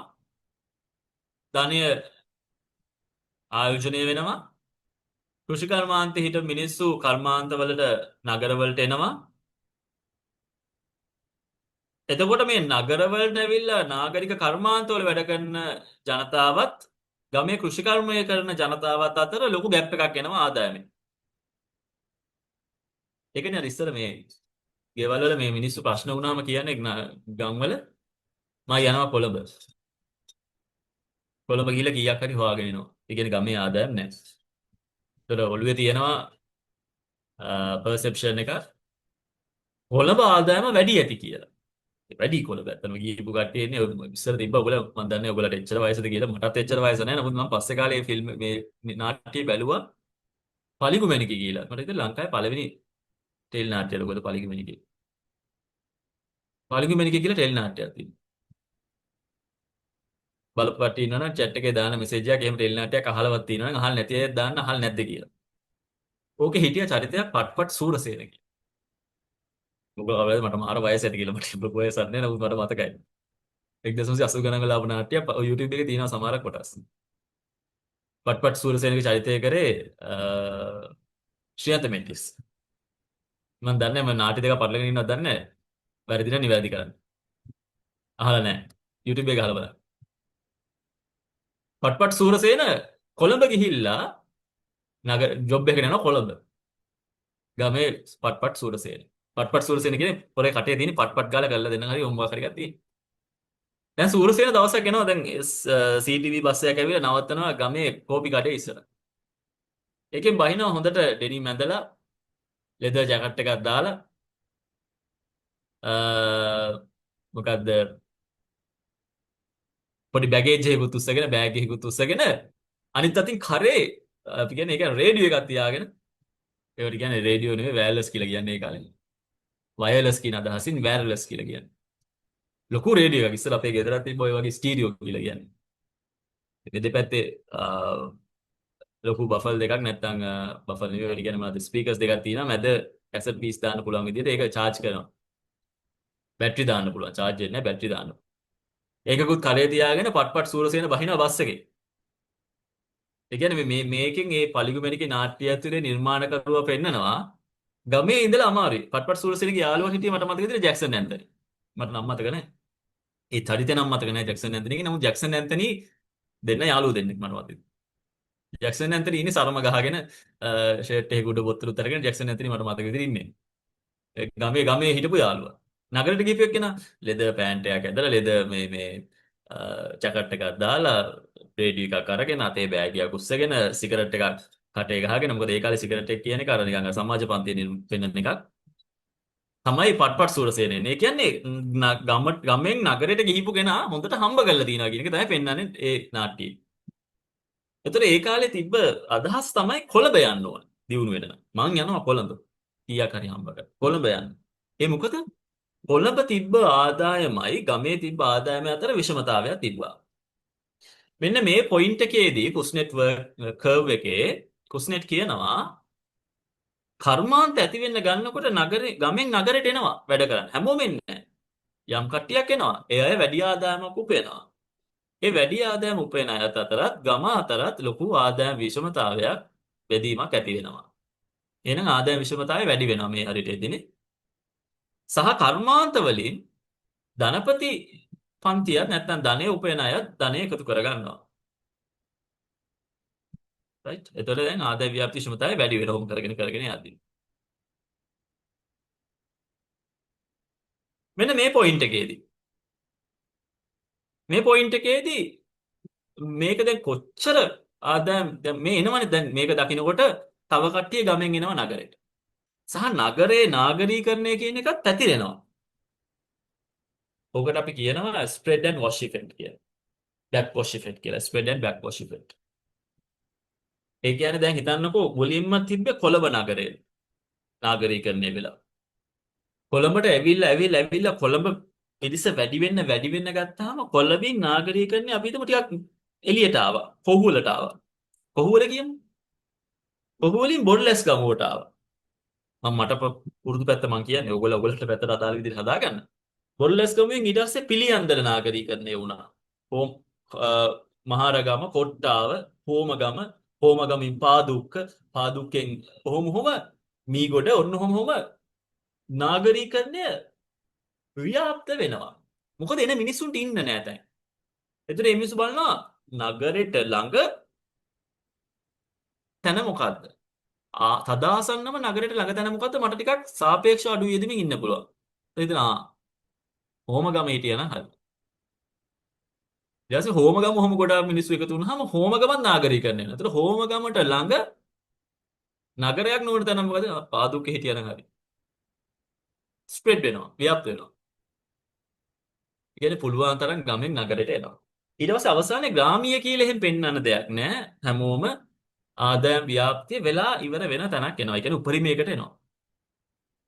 ආදායම් ව්‍යාප්ති විෂමතාවයත් උපරිමයකට ඇවිල්ලා මේ සිටුේෂන් එක මැක්සිමම් වෙන තැනක් එනවා. හැබැයි ඊට පස්සෙත් අපි තව උපයලා දල ජාතික ආදායම් වැඩි කර ගන්නකොට තව එතනින් එහාට ආදායම් ව්‍යාප්ති විෂමතාවය පුළුල් වෙන්න දෙයක් නැහැ. දැන් තියෙන්නේ මේක බෙදිලා යන්න. මිනිස්සු උපයන ආදායම හරි.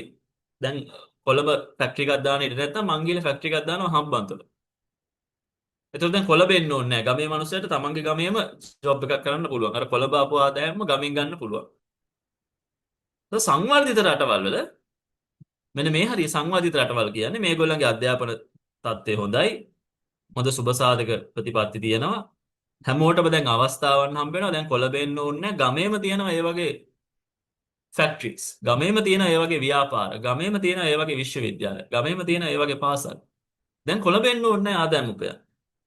දැන් මම දන්න පෞද්ගලිකව මගේ ඉගෙන ගත්ත ළමයි ඉන්නවා. ඒ අය කොළඹ ඇවිල්ලා ඉගෙනගෙන මම ඇහුවම සර් මම අම්පාර යනවා. ගෙවල් අම්පාර. මම කිව්වා ඉතින් කොළඹනේ ගොඩාක් වෙලාට ඔපචුනිටිස් තියෙන අයියෝ අම්පාර යන්නේ. නෑ සම්පාරේ පුළුවන්. අම්පාරේ දැන් හොඳයි දියුණු වෙලා තියෙනවා. මොණරාගල දැන් මම දන්නේ මගේ ගෝලයෙක් ඉන්නවා මොණරාගල එයාගේ ජොබ් එක කරන්නේ මොණරාගල. එයා කොළඹ ආවේ නෑ. එයා කොළඹ ඇවිල්ලා ඉගෙන ගත්තට කොළඹ නැවතුන්නේ නෑ. මේක හරි. මේ කුස්නෙට් වක්‍රයේ ගොඩාක් තැන්වල හරි. දැන් උදාහරණයක් විදිහට ගත්තොත් එimhe ස්වීඩනේ ඔය නෝඩික් කන්ට්‍රීස් නැත්නම් අපි කියන මේ ස්කැන්ඩිනේවියන් කන්ට්‍රීස් ගත්තොත් ඒවල ආදායම් ව්‍යාප්ති විෂමතාවය ගොඩාක් වෙලාට අඩුයි. හේතුව මෙන්න මේ තියෙන පොයින්ට්ස් ඒගොල්ලෝ පහු කරලා ඉවරයි දැන් සංවාදිත වෙද්දී. දැන් ඒගොල්ලන්ගේ සුබ සාධන ප්‍රතිපත්ති හොඳයි. ඒගොල්ලන්ගේ ආදාය ව්‍යාප්ති විෂමතාවය අඩු කරන ගත්ත පියවර හොඳයි. අධ්‍යාපනය හොඳයි. ජීවන තත්ත්වය හොඳයි. නගරේ ගමේ කියලා වෙනසක් නැහැ. ඕන තැනක සැපට ජීවත් වෙන්න පුළුවන්. ආදායමත් වැඩි. විෂමතාවයත් අඩුයි. මොකද ඒගොල්ලෝ මෙන්න මේ පොයින්ට් එක පහු කරලා ඉන්නේ. මේ පොයින්ට් එක එම්පිරිකලි හරි. එම්පිරිකලි කියන්නේ අනුභාවිකව. ඒ කියන්නේ මේක චෙක් කරලා ඔප්පු කරගත්ත තර්කයක්. දැන් මම ජපානයේ බින්ද දන්නවා. ජපානයේ ටෝකියෝ වල කියලා ලොකු විශේෂඥයක් නගරයට ගියත් ගමට ගියත් අවශ්‍ය ටික තියෙනවා. වාහනේ තියෙන මනුස්සයට වාහනේ තියෙනවා. ගෙදර තියෙන මනුස්සයට ගෙදර තියෙනවා. කෑම බීම ටික තියෙනවා. අවශ්‍ය පහසුකම් ටික තියෙනවා. ඒක ලොකු වෙනසක් නෑ ගමේ නගරේ කියලා. ආදාය ව්‍යාප්ති ක්ෂමතාවයක් ලොකුවට නෑ. මොකද ඒගොල්ලෝ සංවර්ධිතභාවයට පත් වෙලා ඉවරයි. මේ කියන පොයින්ට්ස් ටික පහු කරගෙන ඉවරයි. පහු කරගත්තට පස්සේ වැඩේ හරියනවා. එතකොට රටක් විදිහට අපිට තියෙන අභියෝගය තමයි මෙන්න මේ දහමින් අපි මේ හරිය ඉස්සෙල්ල මෙතනට එන්න ඕන. මෙතනදී තව වැඩි වෙන්න පුළුවන් විශ්වතාවය. මෙතනට ආවට පස්සේ අපිට මෙතනට යන්න පුළුවන් නම් වැඩේ හරියි. ඒක මෙතනට එන එක තමයි ප්‍රශ්නේ. මෙතනට එදී ටිකක් කට්ට කන්න වෙනවා. පටි තද කරගන්න වෙනවා කියලා උස්නෙට් කියනවා. රයිට්? හරි. ඒ තමයි උස්නෙට් වක්‍රය. ඊළඟට ඊට අමතරව තව එක දර්ශක එකක් නෙමෙයි තව කිහිපයක් දර්ශක තිබ්බා. ඒකේ විශේෂ එකක් තමයි මේ ස්ත්‍රී පුරුෂ අසමානතා දර්ශකය නැත්නම් gender inequality index කියන එක. දැන් ලෝකේ තිබ්බ රටවල් බහුතරයක් ගත්තොත් එහෙම ඒවා අපි කියනවා මේ පීතෘ මූලික සමාජ. පීතෘ මූලික සමාජ. ඒ කියන්නේ patriarchal societies. patriarchal society එක කියන්නේ තාත්තා නැත්නම් පිරිමියා මූලික වෙච්ච සමාජ. ඒ ගොඩාක් වෙලාවට ඔය ලියපු කවි, පොත්, සාහිත්‍ය, ඉතිහාසය, නිර්වචන හැම එකම තියෙන්නේ man. man. මිනිසා කියලා කියන්නේ man. human නෙමෙයි. a man made disasters. ඒ කියන්නේ මිනිසා විසින් නිර්මාණය කරන ලද ආපදා. human made කියන්නේ නේ. ඒ කියන්නේ ඔක්කොම පිරිමි ටික එකතු කරලා තමයි ආපදා නිර්මාණය කරලා තියෙන්නේ ඒක අනුව. right? ඒ කියන්නේ දේශගුණික විපර්යාස ඔක්කොම කරලා තියෙන්නේ පිරිමි ටික එකතු කරලා. එහෙම අදහසක් නෑ. මේ මිනිසා කියන එක කෙලින්ම man කියන තැනින් තමයි ගන්න. ඒ කියන්නේ කාන්තාවට ලොකු වැදගත්කමක් ඉතිහාසයේ දීලා නැහැ. right? human made disasters. මිනිසා කියන්නේ human. man made නෙමෙයි. ඔය ඉස්සර ගොඩාක් වෙලාවට පොත්වල තියෙන්නේ men. man කියන අදහසින්. patriarchal societies. පීතෘ මූලික සමාජ. ඒකත් එක්ක කාන්තාව කියන්නේ අපි කියන නොසලකා හැරපු කොට්ටාසයක් වුණා. දැන් මම පෞද්ගලික විතර දෙයක් තුළ මේ කාන්තා දිනයක් අවශ්‍ය නැහැ. ඒ කියන්නේ කාන්තාවත් එක්ක අප්සෙට් එක නෙමෙයි. කාන්තා දිනයක් කියලා දාගත්තාම අපි එතනින්ම පිළිගන්නවා කාන්තාව කියන්නේ වෙනම සලකන්න ඕන කොට්ටාසයක් කියලා. මං හිතුවා එහෙම අවශ්‍ය නැහැ. ඒ අයත් සමාජ ඒ අය කියලා කියන්න ඕනේ නැහැ. මිනිස්සු. පිරිමි දිනයක් නේ. ගෝලීය පිරිමි දිනේ. ඒ ගෝලීය පිරිමි දිනේ උදා ගන්නවා. නෑ. පිරිමි එහෙම අවුලක් නැහැ. පිරිමි අපි හැමතැනම ඉන්නවා. කාන්තාවට දිනයක් ඕනේ. කාන්තාව වෙනම දිනයක් දාලා මොකටද? සමාජයක් සමානාත්මතාවයක් තියෙනවා කියන්නේ කාන්තාවද පිරිමිද කියලා වැඩක් නෑ. එහෙම අවශ්‍ය නෑ. එතකොට එක දිනයක විතර නෙමෙයි තියෙන ප්‍රශ්න විසඳන්න ඕන. ප්‍රශ්න දිනනවා නම් පිරිමියටත් තියෙනවා. ගෑනුවටත් තියෙනවා. විමුක්තිය කාන්තාවන්ටත් අවශ්‍යයි පිරිමින්ටත් අවශ්‍යයි. මම කියන්නේ මේ කාන්තාවන්ට දෙනවා නම් පිරිමින්ට දෙන්න ඕනේ කියලා නිකන් රැඩිකල් අදහසක් නෙමෙයි. මං කියන්නේ වෙනම ඒ වෙන තැනට ගියාම තමයි අපි එතනම හදනවා බෙදීම.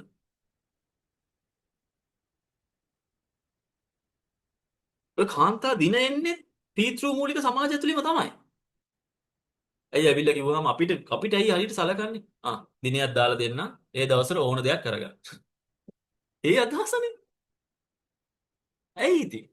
දැන් අපිට පරිසරය ගැන හොයන්න විදියක් නැතිද පරිසර දිනයක් දාගෙන තියෙන්නේ. ඒ වගේනේ.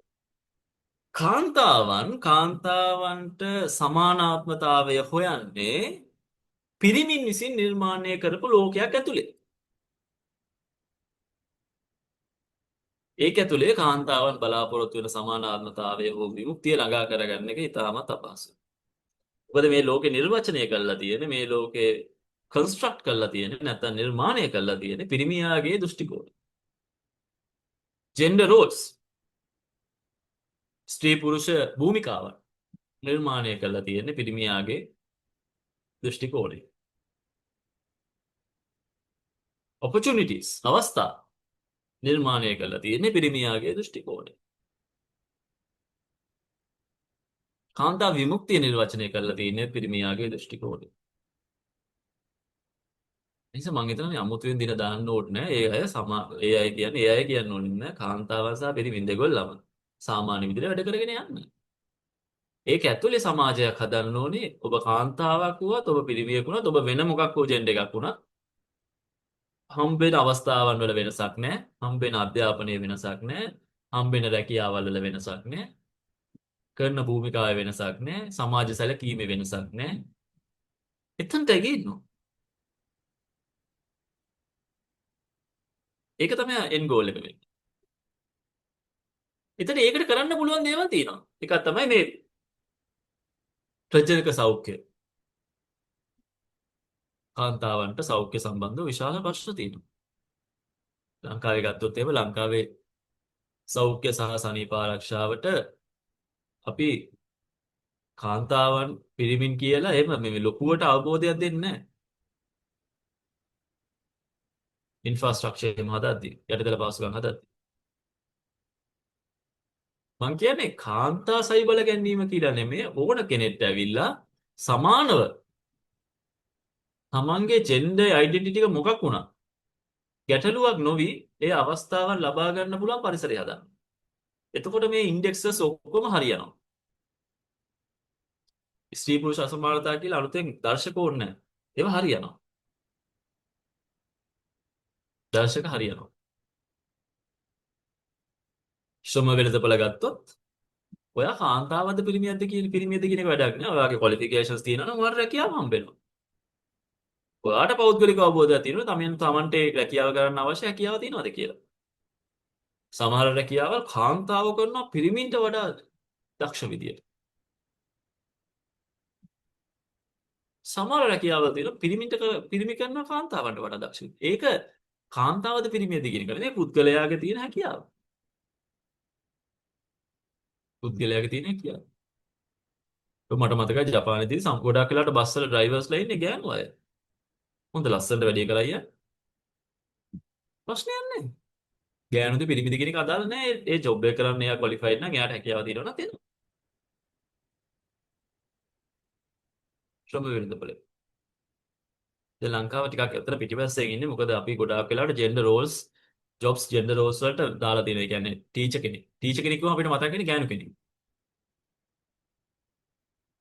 ටීචර් කියන්නේ ගුරුවරයා. ඉංග්‍රීසි වචනේ. ඒ ගෑනු කෙනෙක් මතක් වෙන්නේ. නර්ස් කෙනෙක්. නර්ස් කෙනෙක් කියවම මතක් වෙන්නේ ගෑනු කෙනෙක්. නර්ස් කියන්නේ හෙද නිලධාරියා. ගෑනුද පිරිමිද කියලා දාන්නේ නැහැ. නර්ස්. ඊට පස්සේ පිරිමි නර්ස් කියලා දාගන්නවා. පිරිමි නර්ස් කියලා කවුරුත් නැහැ. හෙද නිලධාරියෙක් නෙත්. අපි කියන්නේ පිරිමි ටීචර් කෙනෙක් කියන්නේ. Teacher sir. පිරිමි ටීචර්ලා නෑ අපිට. ඒ ටීචර් කියන්නේ ගුරුවරයා. එයා සර් කෙනෙක් වෙන්නත් පුළුවන්, මිස් කෙනෙක් වෙන්නත් පුළුවන්. ගෑනු කෙනෙක් වෙන්නත් පුළුවන්, පිරිමි කෙනෙක් වෙන්නත්. නර්ස්ලා හෙද නිලධාරීන් ඉන්නේ. ගෑනු කෙනෙක් වෙන්නත් පුළුවන්, පිරිමි කෙනෙක් වෙන්නත් පුළුවන්. ලෙක්චරර් කිව්වම ගෑනු පිරිමි දෙකොල්ලම දාන්නේ. අන්න ඒයිද එතන එහෙම කරනවා ටීචර් බැරි. Gender Rolls. ඔයාලා දැකන්නේ ලෙක්චරර්ස්ලා කියන ඇතුලේ ගොඩාක් අය ගෑනු අය ඉන්නවා, ගොඩාක් අය පිරිමි අය ඉන්නවා කියලා එහෙම ඔයගොල්ලන්ට බෙදීමක් නැහැ. ඒක හැමෝම ඉන්නවා. ඒ හින්දා ඔයගොල්ලන්ට එහෙම භූමිකාව බෙදිලා නැහැ ඒකේ. හැබැයි ටීචර් කෙනෙක් කිව්වම ගෑනු කෙනෙක්, නර්ස් කෙනෙක් කිව්වම ගෑනු කෙනෙක්, මේසන් බාස් කෙනෙක් කිව්වම මතක් වෙන්නේ පිරිමි කෙනෙක්. මේසන් බාස් කෙනෙක්. ඩ්‍රයිවර් කිව්වම මතක් වෙන්නේ පිරිමි කෙනෙක්. ඩ්‍රයිවර් පිරිමි කෙනෙක්. නේ? කාර්මිකයෙක්, ජලනල කාර්මිකයෙක් කිව්වම පිරිමි කෙනෙක් කියලා දැන් බලන්න. ගෑනු කෙනෙක් ඔයාලට පුළුවන්ද කියලා. ජෙන්ඩර් රෝල්ස් අපි එක එක මේ ස්ත්‍රී පුරුෂ මේ ස්වභාවය අනුව භූමිකාවන් නිර්වචනය කරලා තියෙනවා. භූමිකාවන් නිර්වචනය කරලා තියෙනවා. ඒක අවුල්. දැන් සල්ලුකෝ අවුල්. එහෙම වෙන්න බෑ.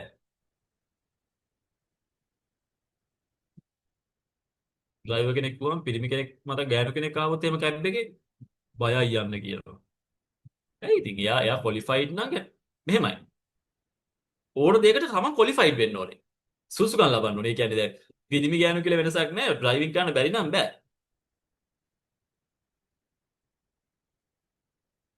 නේ? පිරිමිත් ඉන්නවනේ මේ පාරවල් වල වැඩි යන. බැරි නම් බෑ. පුළුවන් නම් දෙගොල්ලන්ට පුළුවන්. ස්ත්‍රී පුරුෂ අසමානතා දර්ශකය. දැන් ඔය ස්ත්‍රී පුරුෂ අසමානතා දර්ශකයේ විශේෂ ප්‍රජනන සෞඛ්‍යයට අවධානය දීලා තියෙන්නේ මේ කාන්තාවන්ට ඒක විශේෂිත කාරණාවක් හින්දා ප්‍රජනන සෞඛ්‍ය කියන එක. මොකද ඒ අය තමයි අතරම දරුවෝ උපස්සිදු කරන්නේ. දරුවට උපත ලබා දෙන්නේ මව්වරු වෙන්නේ, ගැබිණි මව්වරු වෙන්නේ කාන්තාවක්. ඒතර එතන සමාන අවස්ථාවන් කියලා දෙයක් නැහැ. එතන මේගොල්ලන්ට විශේෂ සැලකීමක් කරන්න ඕනේ. විශේෂයෙන් මාතෘ මරණ අනුපාතිකය වගේ දේවල් අපි උත්සාහ කරන්න ඕනේ අඩු කරගන්න. අනිත් එක ගොඩාක් වෙලාවට මේ අඩු වයස් විවාහ සිද්ධ වෙලා අඩු වයස් මව්වරුන් බවට පත් වීම එහෙම ගැටලුවක්. දැන් මේක ලංකාවට වඩා ගොඩාක් දරුණුවට තියෙනවා. ඉන්දියාව වගේ රටක් ගත්තොත් එහෙම මේ සංස්කෘතියත් එක්ක අපි දකිනවා ගොඩාක් වෙලාවට ළමා විවාහ සිද්ධ වෙලා අඩු වයසින් දරුවෝ බිහි කරන තත්ත්වයක් වෙලා තියෙනවා.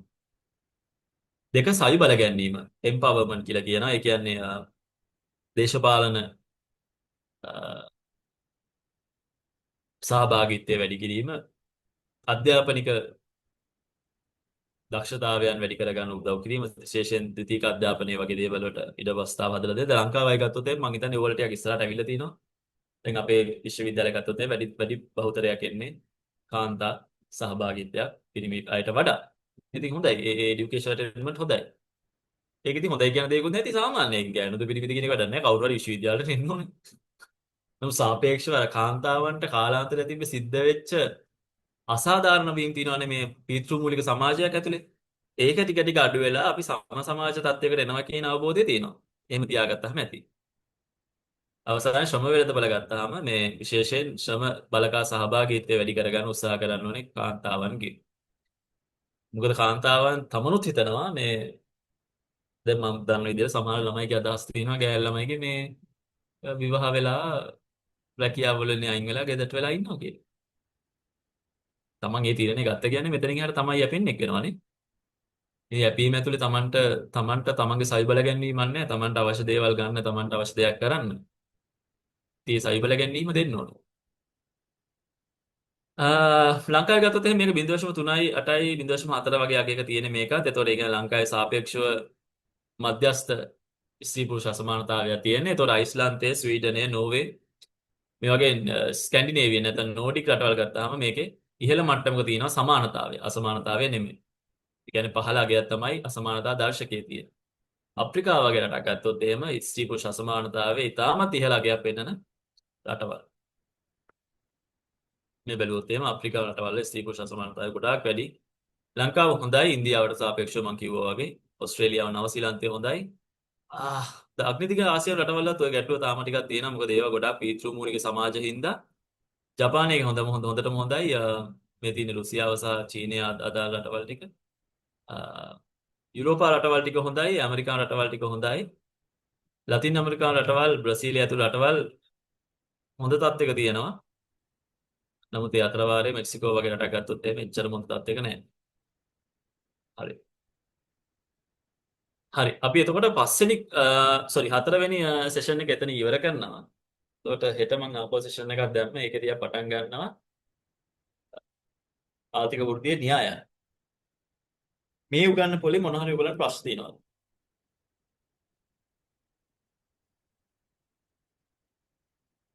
කියපු දේවල් තේරුණාද?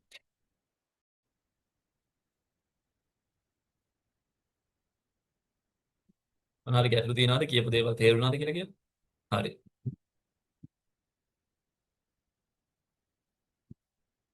හරි. එහෙනම් අපි හෙට අලුත් පාඩමකින් මුණ ගැහමු. මේ මොනවාරි ගැටලු තියෙනවා නම් ඔයගොල්ලෝ ඒවා සූදානම් කරගෙන ඉන්න. ඒට ඔයගොල්ලන්ට ඒවා අහන්න පුළුවන්. හරි. බොහොම ස්තුතියි.